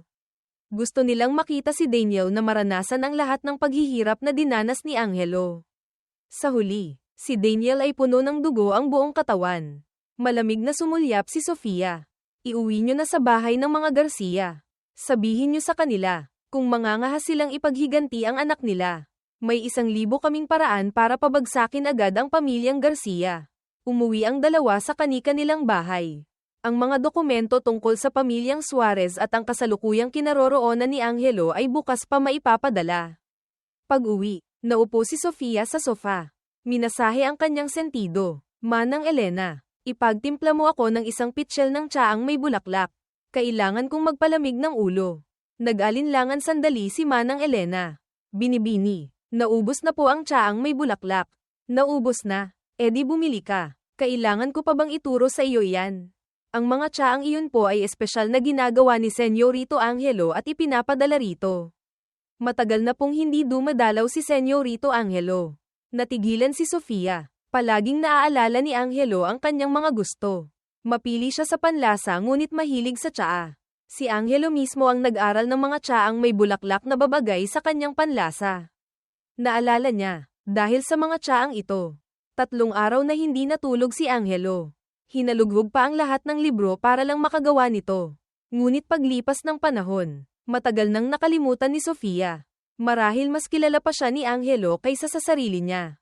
At ang anino ni Angelo ay matagal nang naging bahagi ng kanyang buhay. Sa kabilang dako, kagagaling lang ni Clara sa pinto nang sigawan siya ng kanyang ama. Tumigil ka, sabi ng kapatid mo. Ilang araw ka nang hindi umaasikaso sa mga importanteng bagay. Ang isip mo ay nasa Daniel na iyon. Paano ko ipagkakatiwala sa iyo ang kumpanya kung ganyan ka? Huminto si Clara. Malamig na tiningnan ang kanyang ama. Talaga, sa tingin ko, hindi mo naman talaga gustong ipasa sa akin ang kumpanya. Mas gugustuhin mo pang ibigay sa iba. Isang sampal ang damapo sa mukha ni Clara. Malakas na sumigaw ang kanyang ama. Lumuhad ka. Ngayon, tuturuan ko ng leksyon ang suwail na anak na ito.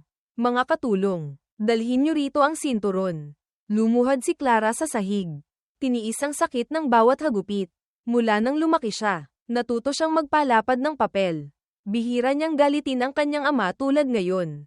Ngunit hindi niya maintindihan kung bakit hindi niya makontrol ang kanyang emosyon ngayon.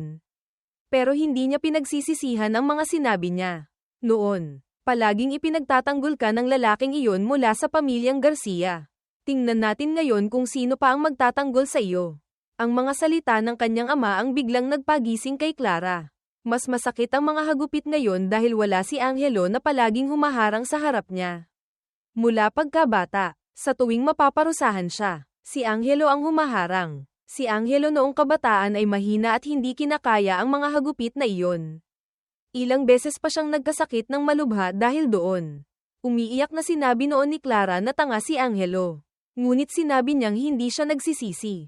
Mula noon, lihim na nanumpa si Clara na habang buhay niyang poprotektahan si Angelo. Ngunit ang sumpang iyon ay hindi malaman kung kailan naglaho. Napalitan ito ng pagkamuhi at pang-iinsulto niya kay Angelo. Sa lahat ng ginawa ni Clara sa buong buhay niya, inaamin niyang hindi siya kailanman nagsisi. Ngunit iniisip niya, sa pagkakataong ito, lalo na kay Angelo, talagang nagsisisi na siya. Kagagaling ko lang sa airport nang makita kong pinaliligiran si Teresa Suarez ng ilang estudyanteng lalaki. Bago ako dumating, sinaliksik ko na ang lahat ng impormasyon tungkol kay Teresa Suarez. Ngunit ang kaisa-isang bagay na malinaw kong naaalala ay ang mukha ni Teresa. Sa unang tingin pa lang, nabighani na ako sa kanyang mukha. Hila-hila ko ang malita. Lumapit ako kay Teresa Suarez. Kumaway sa kanya. Binibining Suarez, magandang araw. Ako ang iyong mapapangasawa, si Angelo. Nahihiyang ngumiti si Teresa saka nagsalita sa mga nakapaligid. Paumanhin, nakita nyo na, may mapapangasawa na ako. Hindi ko talaga pwedeng basta-basta ibigay ang contact information ko. Nag-alisan ang mga estudyanteng lalaki. Sabay kaming sumakay sa magkaibang pinto ng kotse. Sinusuri ako ni Teresa. Bahagya akong lumingon para salubungin ang kanyang tingin. Binibining Suarez. Saan tayo pupunta ngayon? Nagkatinginan kami ni Teresa. Umiwas siya ng tingin. Uuwi na. At saka, bangkarote na ang pamilya Suarez ngayon. Huwag mo na akong tawaging Binibining Suarez. Teresa na lang. Tumango ako. Parang may naalala ako. Sinabi ko sa tsuper. Sa munisipyo. Sa munisipyo. Anong gagawin natin doon? Ano pa ba? Magpakasal. Matagal nang nakapending ang kasunduan ng ating mga pamilya. Mas mabuting kunin na agad ang lisensya. Para matapos na ang lahat. Hindi ba? Walang pakialam kung sinabi iyon. Saka tiningnan si Teresa na gulat na gulat. Magpakasal. Oo, sabi ko. Bago ako pumunta rito, pinakiusapan ko na ang isang tao na kontaken ka para ihanda mo na ang mga dokumento mo. Hindi mo ba dala? Natigilan sandali si Teresa bago nakasagot. Dala ko. Kung gayon, walang problema. Tara na. Mabilis na humarurot ang kotse patungo sa munisipyo. Pagbaba namin, masaya kong binayaran ang taxi. Tiningnan ni Teresa ang aking pagiging galante. Mahinang nagsalita, paumanhin. Masyado akong walang silbi. Pinagtaksi pa kita. Ngunit wala akong pakialam. Ano naman kung nagtaksi? Sa tingin ko ayos lang. Kung tutuusin, may pera naman ako ngayon. Kaya pa rin kitang buhayin. Sabi ko sabay hawak sa baba ni Teresa. Yumuko si Teresa. Tanging ang mga tainga niya ang tahimik na namula. Pumasok kami sa munisipyo. Sa tulong ng mga empleyado. Mabilis kaming nakapagpa-picture. Natatakan ang mga dokumento. At 2 bagong-bagong marriage certificate ang inilagay sa harap namin. Binabati ko kayong dalawa bilang bagong kasal. Naway magkasama kayo hanggang pagtanda. Puno ng pagmamahalan. Ang mga pagbati ng empleyado ay nagpangiti sa akin. Lumingon ako kay Teresa na tulala pa rin. Hinangaan ang kanyang mukha. Ang perang nakuha ko mula sa pagpapalit ng shares ay sapat na para buhayin kaming dalawa sa mahabang panahon.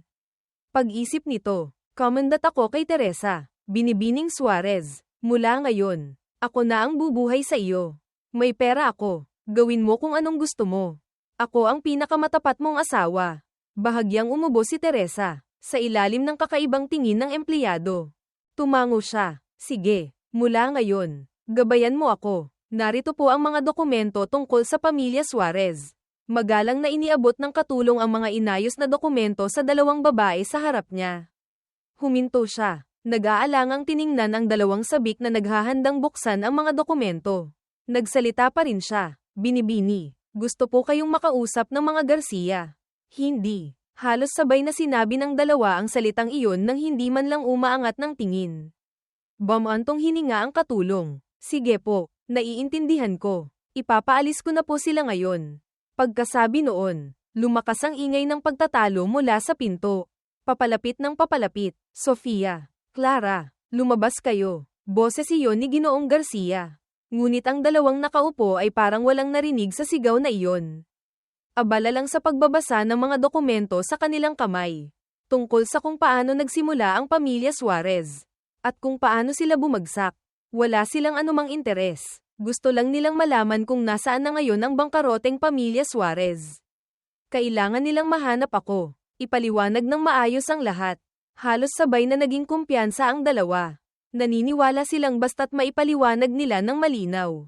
Humingi ng tawad ng maayos. At ibalik ang pakikitungo nila sa akin tulad noong hindi pa bumabalik si Daniel. Maibabalik pa rin sa dati ang relasyon naming tatlo. Kahit na ilang beses nila akong sinaktan. Sumusunod pa rin ako sa kanila. Hindi umaalis. Ang biglaang pag-alis ngayon, ang pagpayag na pumalit sa kasal, ay dahil lang sa medyo samobra na ang ginawa nila. Kaya ako nagalit. Ang galit mo, kapag nawala na, babalik ka rin. Hindi ba? Sabay na napako ang tingin ni na Sofia at Clara sa huling pahina ng dokumento. Ang kasalukuyang tirahan ng pamilya Suarez sa Cebu ay kung saan nakatira si Teresa. Tiyak na naroon si Angelo. Akmang itatabi na ng dalawa ang mga dokumento nang makalusot sina Ginoong at Ginang Garcia sa mga humaharang. Sumugod sila sa sala. Sofia, Clara, kailangan niyong magpaliwanag sa akin. Si Daniel ko. Bakit niyo ginanito ang anak ko? Nang iuwi si Daniel, puno siya ng dugo, bali ang mga binti. Hindi mabilang ang maliliit at malalaking sugat sa kanyang katawan. Kayo, paano niyo nagawang maging ganito kalupit? Humihikbing sabi ng mag-asawang Garcia. Kumunat ang noo ni Ginoong Garcia. Ang dati niyang seryosong mukha ay puno na rin ngayon ng kalungkutan. May hindi ba kayo pagkakaunawaan ni Daniel? Kung mayroon, pag-usapan natin ng maayos. Bakit kailangang umabot sa ganito? Bisitahin natin si Daniel. Tiyak na maraming gustong sabihin si Daniel sa inyo. Kapag naayos na ang hindi pagkakaunawaan, ang tatlong pamilya natin ay babalik sa dati. Huwag na rin ninyong bawiin lahat ng kooperasyon. Ano sa tingin nyo? Malamig na tumawa si Sofia. Wala. Ang pamilyang Garcia ninyo ay talagang magaling sa mga pakana. Pinilit nyo si Angelo na pumalit sa anak ninyo sa pagpapakasal sa bangkaroteng pamilya Suarez. Ilang taon pa ninyo siyang ginawang tagasalo ng sisi at panangga para sa anak ninyo. Ilang taon din kayong tumulong kay Daniel para lokohin kami. Para magkalayo kami ni Angelo. Para umalis siya. Ngayon, may mukha pa kayong humingi sa akin ng paliwanag. Nang marinig ito ng mag-asawa, agad silang huminto sa pag-iyak. Litong umiwas ng tingin kay Sofia. Ano ang sinasabi mo? Binibining Romero. Hindi namin naiintindihan. Medyo namutla rin si Ginoong Garcia ngunit pinanatili ang kahinahunan. Oo nga, baka may hindi pagkakaunawaan lang. May sinabi ba si Angelo sa inyo? Ilang taon namin siyang inalagaan. Paano namin siya sasaktan? Si Daniel lang kasi ang maraming taon na naagrabyado. Medyo naging pabor lang kami sa kanya ng kaunti. Medyo pabor lang. Matalim na tiningnan ni Clara ang dalawa. Isang kakaibang ngiti ang sumilay sa kanyang mga labi. Ano ba ang nagawang mali ni Angelo para araw-araw ninyong gamitin ang mga salitang iyon ng pagbabayad utang para kontrolin ang kanyang isip? Ang pamilyang Garcia, isang pamilyang puno ng kasamaan. Ilabas sila. Mula ngayon, huwag nang papayagan ng sinumang taga-Garcia na tumapak sa anumang teritoryo ng dalawang pamilyang Romero at Sandoval. Bumagsak sa sahig ang mag-asawang Garcia. Nang dumating ang mga gwardya para kaladkarin sila, saka lang sila nagpumiglas ng kaunti. Si Ginoong Garcia naman ay tuluyan ng sumuko sa paglaban. Bumubulong. Tapos na ang lahat. Halos lahat ay alam na matagal nang nagsisimulang bumagsak ang pamilyang Garcia. Ngunit dahil sa suporta ng dalawang pamilyang Romero at Sandoval, medyo matatag pa rin sila. Ngunit ngayong nagkasala sila sa dalawang pamilyang ito, hindi lang binawi ang kooperasyon. Ipinahayag pa sa publiko na kaaway na nila ang pamilyang Garcia. Nasa bingit na ng pagkawasak ang pamilyang Garcia. Tuluyan ng tapos. Mabilis na napagtanto ito ng matalinong si Ginoong Garcia. Ngunit hindi pa rin matanggap ni Ginang Garcia. Desperada niyang hinawakan ang leleyan ng pantalon ni Sofia. Alam kong nagkamali ang pamilyang Garcia namin kaya dinanas ni Angelo ang maraming paghihirap nitong mga nakaraang taon. Ngunit si Daniel, ilang taon din ninyo siyang nakasama. Pwede bang dahil sa pinagsamahan ninyo nitong mga nakaraang taon ay iligtas nyo siya? Mamamatay na siya. Hindi sumagot si Sofia. Malakas lang na inalis ang kamay ni Ginang Garcia. Kasama si Clara na hindi na lumingon pa at umalis. Tuluyan nang nawalan ng pag-asa si Ginang Garcia. Muling nagsimulang umiyak ng tahimik. Si Daniel ko. Paano na? Kasalanan lahat ni Angelo. Nang ang palad na iyon. Kasalanan niya lahat. Kung hindi dahil sa kanya, hindi sasapitin ni Daniel ang kapahamakang ito ngayon. Hindi pa tapos ang kanyang sinasabi nang putulin ito ng isang sampal mula kay Ginoong Garcia. Tumahimik ka, kung hindi dahil sa sobra mong pagpapalayaw sa kanya noon. Gagawin ba niya ang mga bagay na iyon na walang takot sa batas? Ang pamilyang Garcia ay tuluyang bumagsak sa aking mga kamay. Pumikit si Ginoong Garcia. Puno ng pagsisisi ang kanyang mukha. Kung sa simula pa lang ay naging mas mabuti ako kay Angelo. Hindi sana aabot sa ganito. Kahit sino sa dalawa ang pakasalan ni Angelo. Tutulungan pa rin ng dalawang pamilyang Romero at Sandoval ang pamilyang Garcia. Sayang, huli na ang lahat. Sumakay sina Sofia at Clara sa kotse. Mababang boses na inutusan ang tsuper. Sa airport, maayos na lumapag ang eroplano sa Cebu. Halos walang kahirap-hirap. Nakuha ni na Sofia at Clara ang impormasyon tungkol sa kinaroroonan ni Teresa Suarez. Nagrenta sila ng kotse doon. Si Sofia ang nagmaneho. Mabilis na humarurot patungo sa kasalukuyang bahay ni Teresa. Bumaba si Sofia sa kotse. Nandidiring tiningnan ang ordinaryong residential area sa harap nila. Ang pamilya Suarez noon, kung tutuusin, ay pinakamayaman sa Maynila. Paanong naging ganito sila kahirap ngayon? Malamig na sumagot si Clara. Hindi ba't dahil sa kalokohan ng ama ni Teresa sa labas? Nagkaroon ng maraming anak sa iba. Ang mga anak sa labas na iyon ang nagsanib puwersa para guluhin ang pamilya Suarez. Saka tinangay ang pera at tumakas. Walang nagawa si Teresa kundi ideklarang bangkarote. Sa madaling salita, wala pa ring kakayahan si Teresa. Isang tagapagmanang walang laman. Hindi kayang talunin ang mga anak sa labas. Nakakatawa, sabi ni Clara. Ang tono ng kanyang boses ay tila may halong galit. Tiningnan siya ni Sofia. Kinagat ang labi at hindi nagsalita. Halos lahat sa kanilang sirkulo ay alam na ang ama ni Clara ay nagkaroon din ng anak sa labas. Ang anak sa labas na iyon, matapos mamatay ang ina ni Clara, ay personal na dinala ng ama ni Clara sa kanilang bahay. Mula noon, nagsimulang maging mahirap ang buhay ni Clara. Hindi lang siya itinulak palabas. Dahil din sa pagkiling ng kanyang ama. Ilang beses siyang siniraan ng anak sa labas. Nagtamo pa ng maraming sugat dahil doon. Minsan pa nga, sa sobrang galit ng kanyang ama, muntik nang alisin ang kanyang karapatan bilang tagapagmana. Kung hindi dahil sa mga matatandang opisyal ng kumpanya na pumihil. Hindi sana narating ni Clara ang kanyang posisyon ngayon. Kaya naman, nang maloko siya ni Daniel. At anako ang mga ginawa ni Angelo sa kanya. Lalo pang lumayo si Clara kay Angelo. At nagkaroon pa ng kaunting pakikiramay kay Daniel dahil sa parehong sitwasyon. Ngunit sa katotohanan, sa simula pa lang, hindi siya tulad ni Sofia na nagkaroon ng damdamin para kay Daniel. Medyo naawa lang siya kay Daniel. Tahimik silang dalawa ng isang matandang babae ang nagsimulang pumuri sa kanilang kotse. Mga iya, sino ang hinahanap ninyo? Ang mga tao sa residential area namin. Mukhang hindi kayang bumili ng ganitong kotse. Natauhan si Clara. Nakatira po kayo sa gusaling ito. Oo, sino ba ang hinahanap nyo? Wala akong kilala sa gusaling ito. Huwag mo nang sabihin ang gusaling ito. Buong residential area kilala ko. Bahagyang nagliwanag ang mga mata ni Sofia. Agad na lumapit at nagtanong.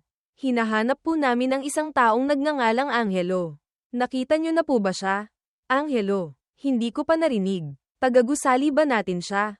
Pero ang pangalang Angelo ay parang katunog ng pangalan ng binatang bagong lipat sa tapat ko.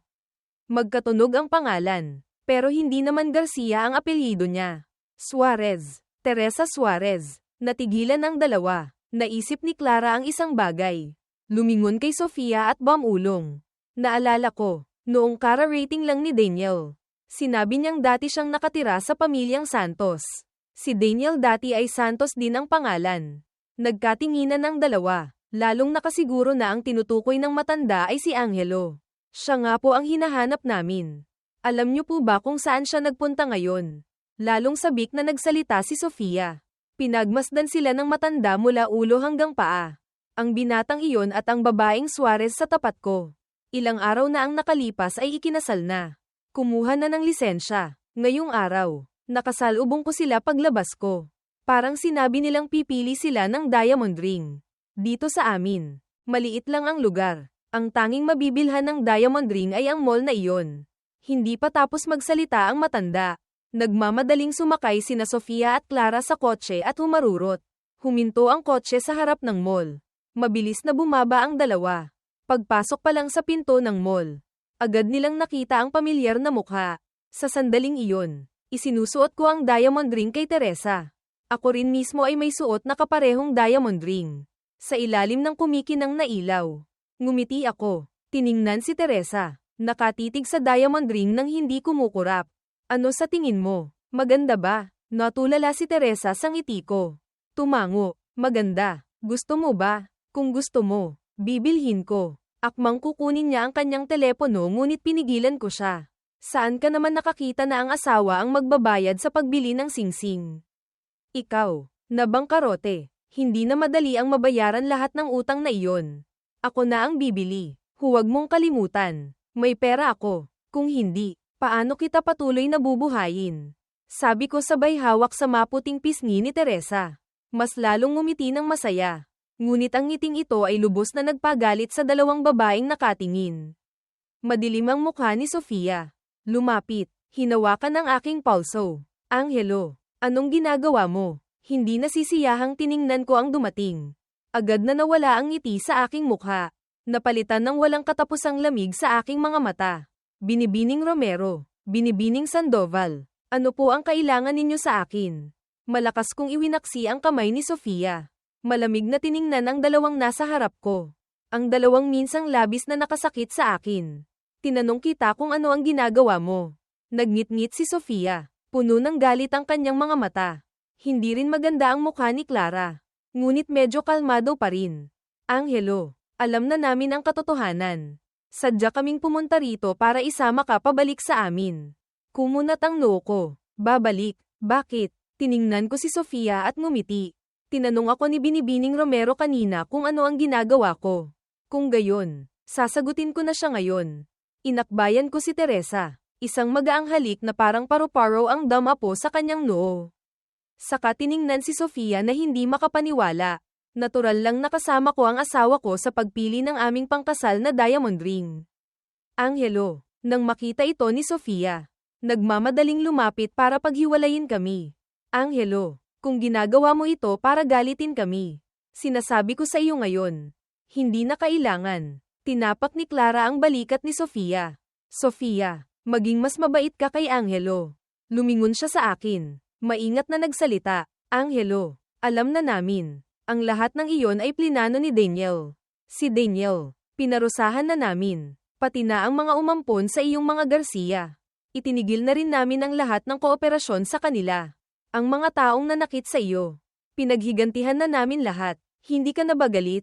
Isang mapanuyang ngiti ang sumilay sa aking mga labi. Hindi na galit. Paano ako hindi magagalit? Ang 2 taong labis na nakasakit sa akin.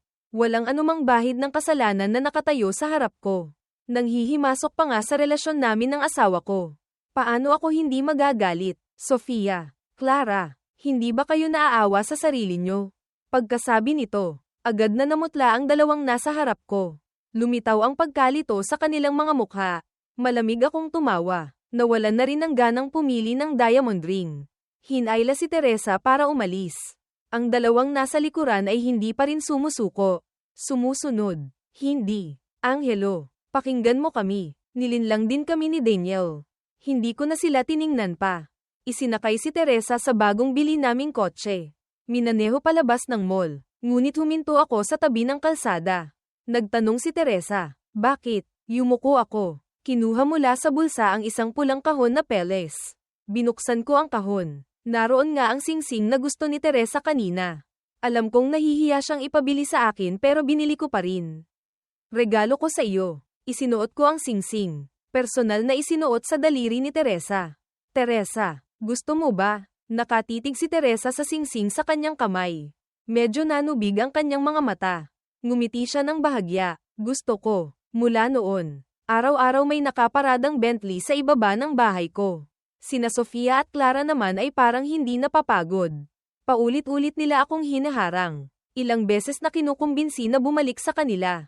Sa sobrang inis ko, nagsimula na akong maghanap ng bagong bahay.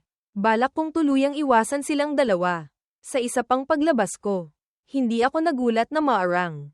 Ngunit sa pagkakataong ito, isang imbitasyon sa isang subasta ang ibinigay nila sa akin.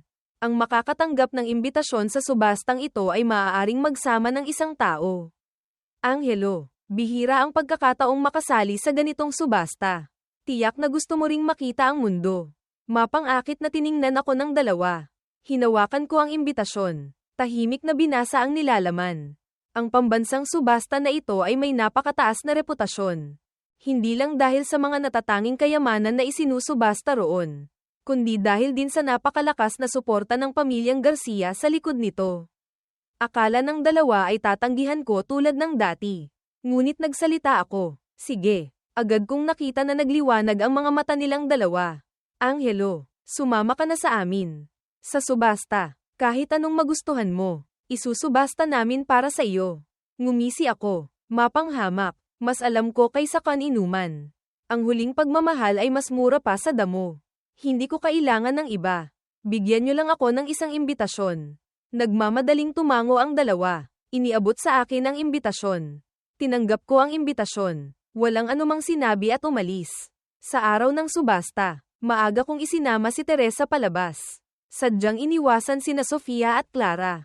Sa kotse, saka lang nagtanong si Teresa. Bakit bigla mong naisip ang pumunta sa napakalaking subasta? Mahiwagang ngumiti ako kay Teresa. Commandant, malalaman mo mamaya, pagpasok pa lang sa venue. Maraming mata ang napako sa amin. Hindi ba tiyan ang binibini ng bangkaroteng pamilya Suarez? Paanong napunta siya rito? Oo nga, hindi ba't si Angelo ang kasama niya? Huwag niyo nang pansinin. Kahit anong gawin nila, hindi sila makakakuha ng kahit isang item dito. Narinig ko ang mga chismis na ito. Tiningnan ang taong nasa tabi ko na kalmado pa rin. Teresa, hindi ka ba nagagalit? Umiling ang kaharap ko. Yamakap sa braso ko. Hindi ako nagagalit. Mas masasamang salita pa kaysa rito ang narinig ko na. At saka, kasama kita. Bakit ako matatakot mapahiya? Bahagya akong natawa. Kinurot ang pisngi ni Teresa. Aba, ilang araw pa lang. Natuto ka ng mga tuwiran. Ang aming biruan ay napansin ng ibang tao. Galit na tiningnan ako ni Daniel. Nang ahas ka pang magpakita, tumalikod ako. Kahit matagal ko nang narinig mula sa 2 ang tungkol sa kahabag-habag na kalagayan ni Daniel. Nang makita ko siya noon, natigilan pa rin ako. Halos walang pirasong balat na maayos si Daniel. Ang kanyang mga binti ay nakabaluktot. At kailangan pa niyang gumamit ng 2 saklay para makalakad. Ang mga nakalantad niyang balat. Ang pinakakilalang sugat ay ang mga paso. Maging ang kanyang boses ay naging paos nang makita niya ako. Ang lahat ng galit at hinanakit ni Daniel nitong mga nakaraang araw ay tila may napagbuntunan na. Sumugod siya para hawakan ako. Ngunit naiwasan ko. Malakas siyang bumagsak. Medyo nagulat akong tiningnan si Teresa na humila sa akin. Kung tutuusin, asawa mo ako. Paano kita hahayaang masaktan ng basta-basta? Komandat si Teresa sa akin. Ang larawan naming dalawang nagtatawanan ay muling sumakit sa mata ni Daniel. Para siyang baliw na sumugod muli. Ngunit sa pagkakataong ito ay malakas siyang nasipa. Nandidiring tiningnan ni na Sofia at Clara si Daniel na nakahandusay sa sahig. Bakit ka nandito, Daniel? Pinapayuhan kitang itigil mo na iyang mga iniisip mo.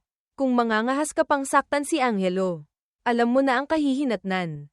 Nang marinig muli ang boses ng dalawa, hindi mapigil ang manginig ang katawan ni Daniel. Hindi na ako mangangahas. Hindi na ako mangangahas. Pagpasok pa lang ni na Ginoong at Ginang Garcia, agad nilang nakita ang kanilang anak na gulagul-anit na nakahandusay sa sahig. Ang kanyang baliw na anyo, ang mga tawanan sa paligid. Ang pamilyang Garcia ngayon ay talagang kahabag-habag. Ang dating mayabang na pangalawang senyorito, ngayon ay parang baliw na lang. Ang hindi mabilang na pangungutya na narinig ni Daniel ay nagpaguho sa kanyang natitirang amor proprio. Tumahimik kayong lahat. Tumahimik kayo. Sino kayo para pagtawanan ako? Lalong nabaliw ang tingin ng mga tao kay Daniel. Ngunit lalo pang lumakas ang tawanan. Nagmamadaling lumapit sina Ginoong at Ginang Garcia. Niyakap si Daniel. Ayos lang. Ayos lang. Nandito si inay. Ngunit si Ginoong Garcia ay hindi man lang tiningnan ang anak na ito. Sa halip, nang makita niya ako, bahagyang nagbago ang ekspresyon sa kanyang mukha. Angelo, bakit ka nandito? Nakipag-ayos ka na ba sa dalawang binibini? Bilisan mo. Sabihin mo sa kanila. Noon, wala akong intensyon. Hindi pwedeng masira ang pamilyang Garcia sa aking mga kamay. Tiningnan ko si Ginoong Garcia na sabik sa harap ko. Umatras ng isang hakbang. Nakalimutan niyo na ba na kayo mismo ang nagdala sa akin para pumalit sa kasal sa pamilyang Suarez? Ngayon, ang asawa ko ay si Teresa Suarez. At silang dalawa ay mga hindi importanteng tao lang. Tama po ba ako? Hindi. Hindi iyan ang ibig kong sabihin. Noon, kasalanan ko. Hindi kita dapat pinilit na pumalit sa kasal. Ngayon, kahit sino ang gusto mong pakasalan. Pwede, basta't may iligtas mo ang pamilyang Garcia. Lumuhad si Ginoong Garcia sa harap ko. Puno ng pagsusumamo ang kanyang mga mata. Ngunit hindi na ako lalambot pa. Ang utang ko sa pamilyang Garcia ay nabayaran ko na. Itinaas ko ang kamay. Ipinakita ang diamond ring sa aking daliri. Paumanhin. Ginoong Garcia. Ang asawa ko ngayon ay si Teresa Suarez lang. Hindi pwedeng iba. Sinadya kong tingnan ang dalawang nasa tabi ko. Agad na kinuyam ni na Sofia at Clara ang kanilang mga kamao.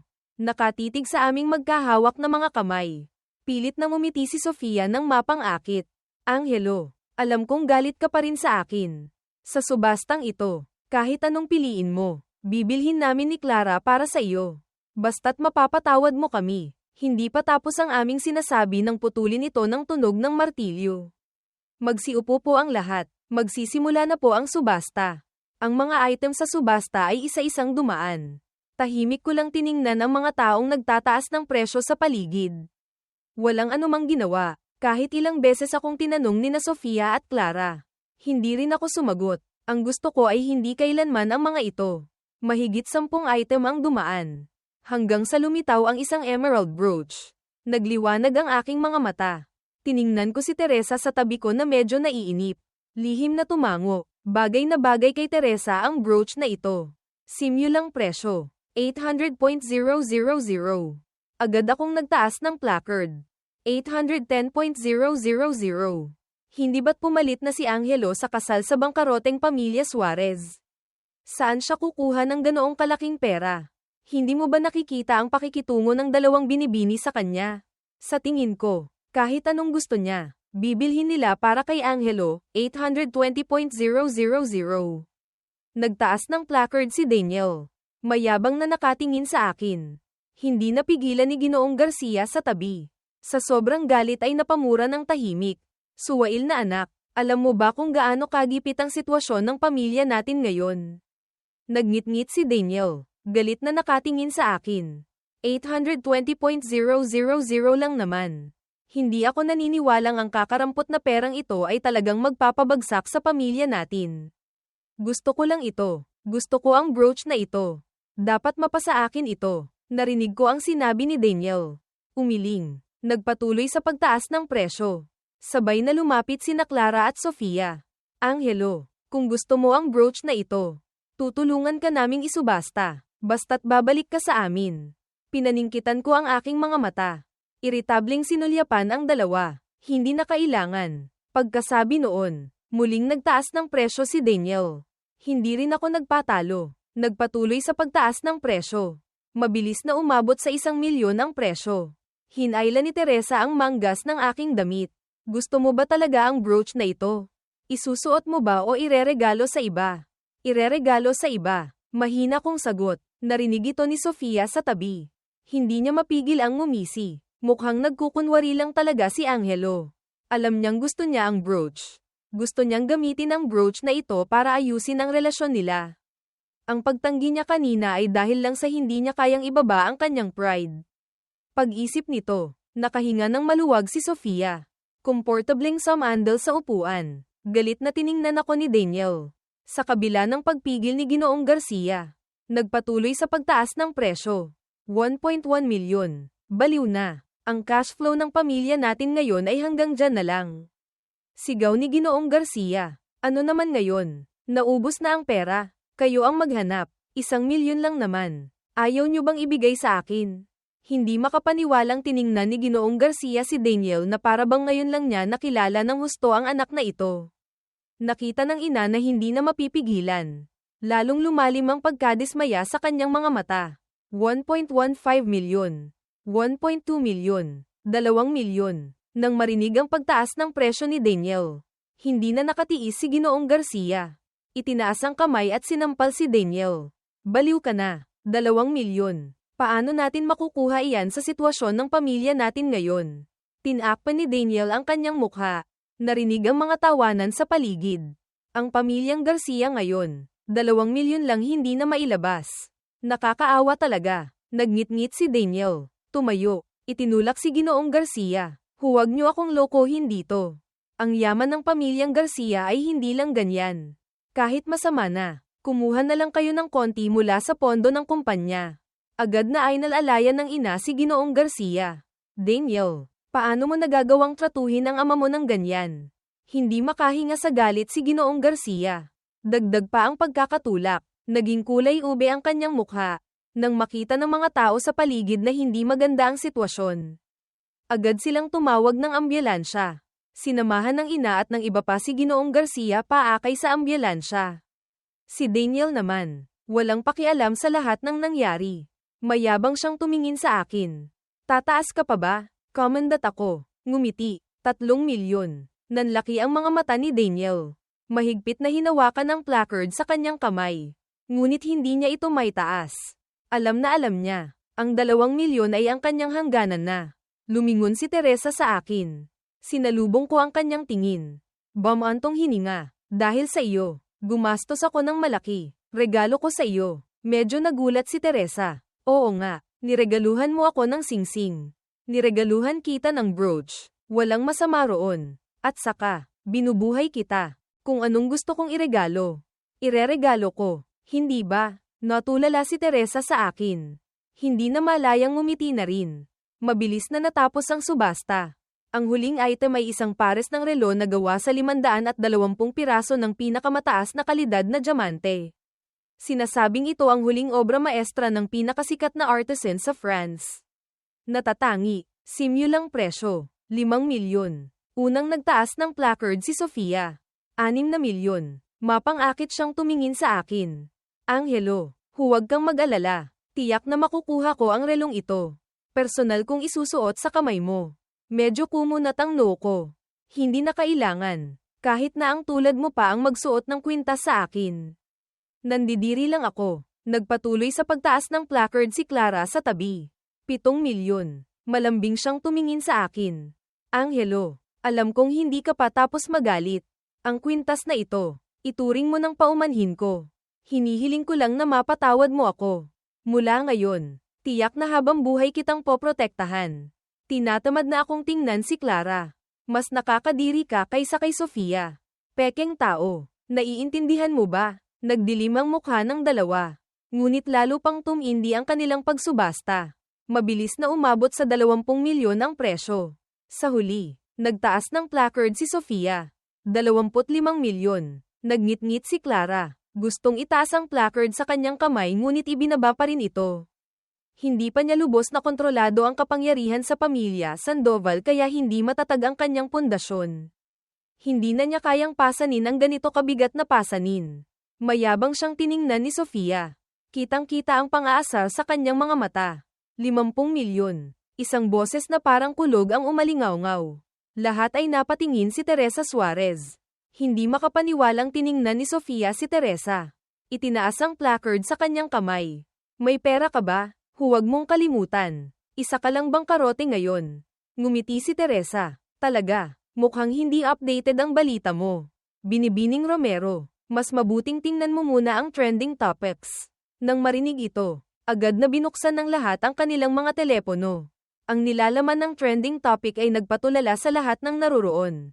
Binibini ng pamilya Suarez. Nagpanggap na tanga. Lihim na ipinakulong ang lahat ng anak sa labas na tumangay ng pera.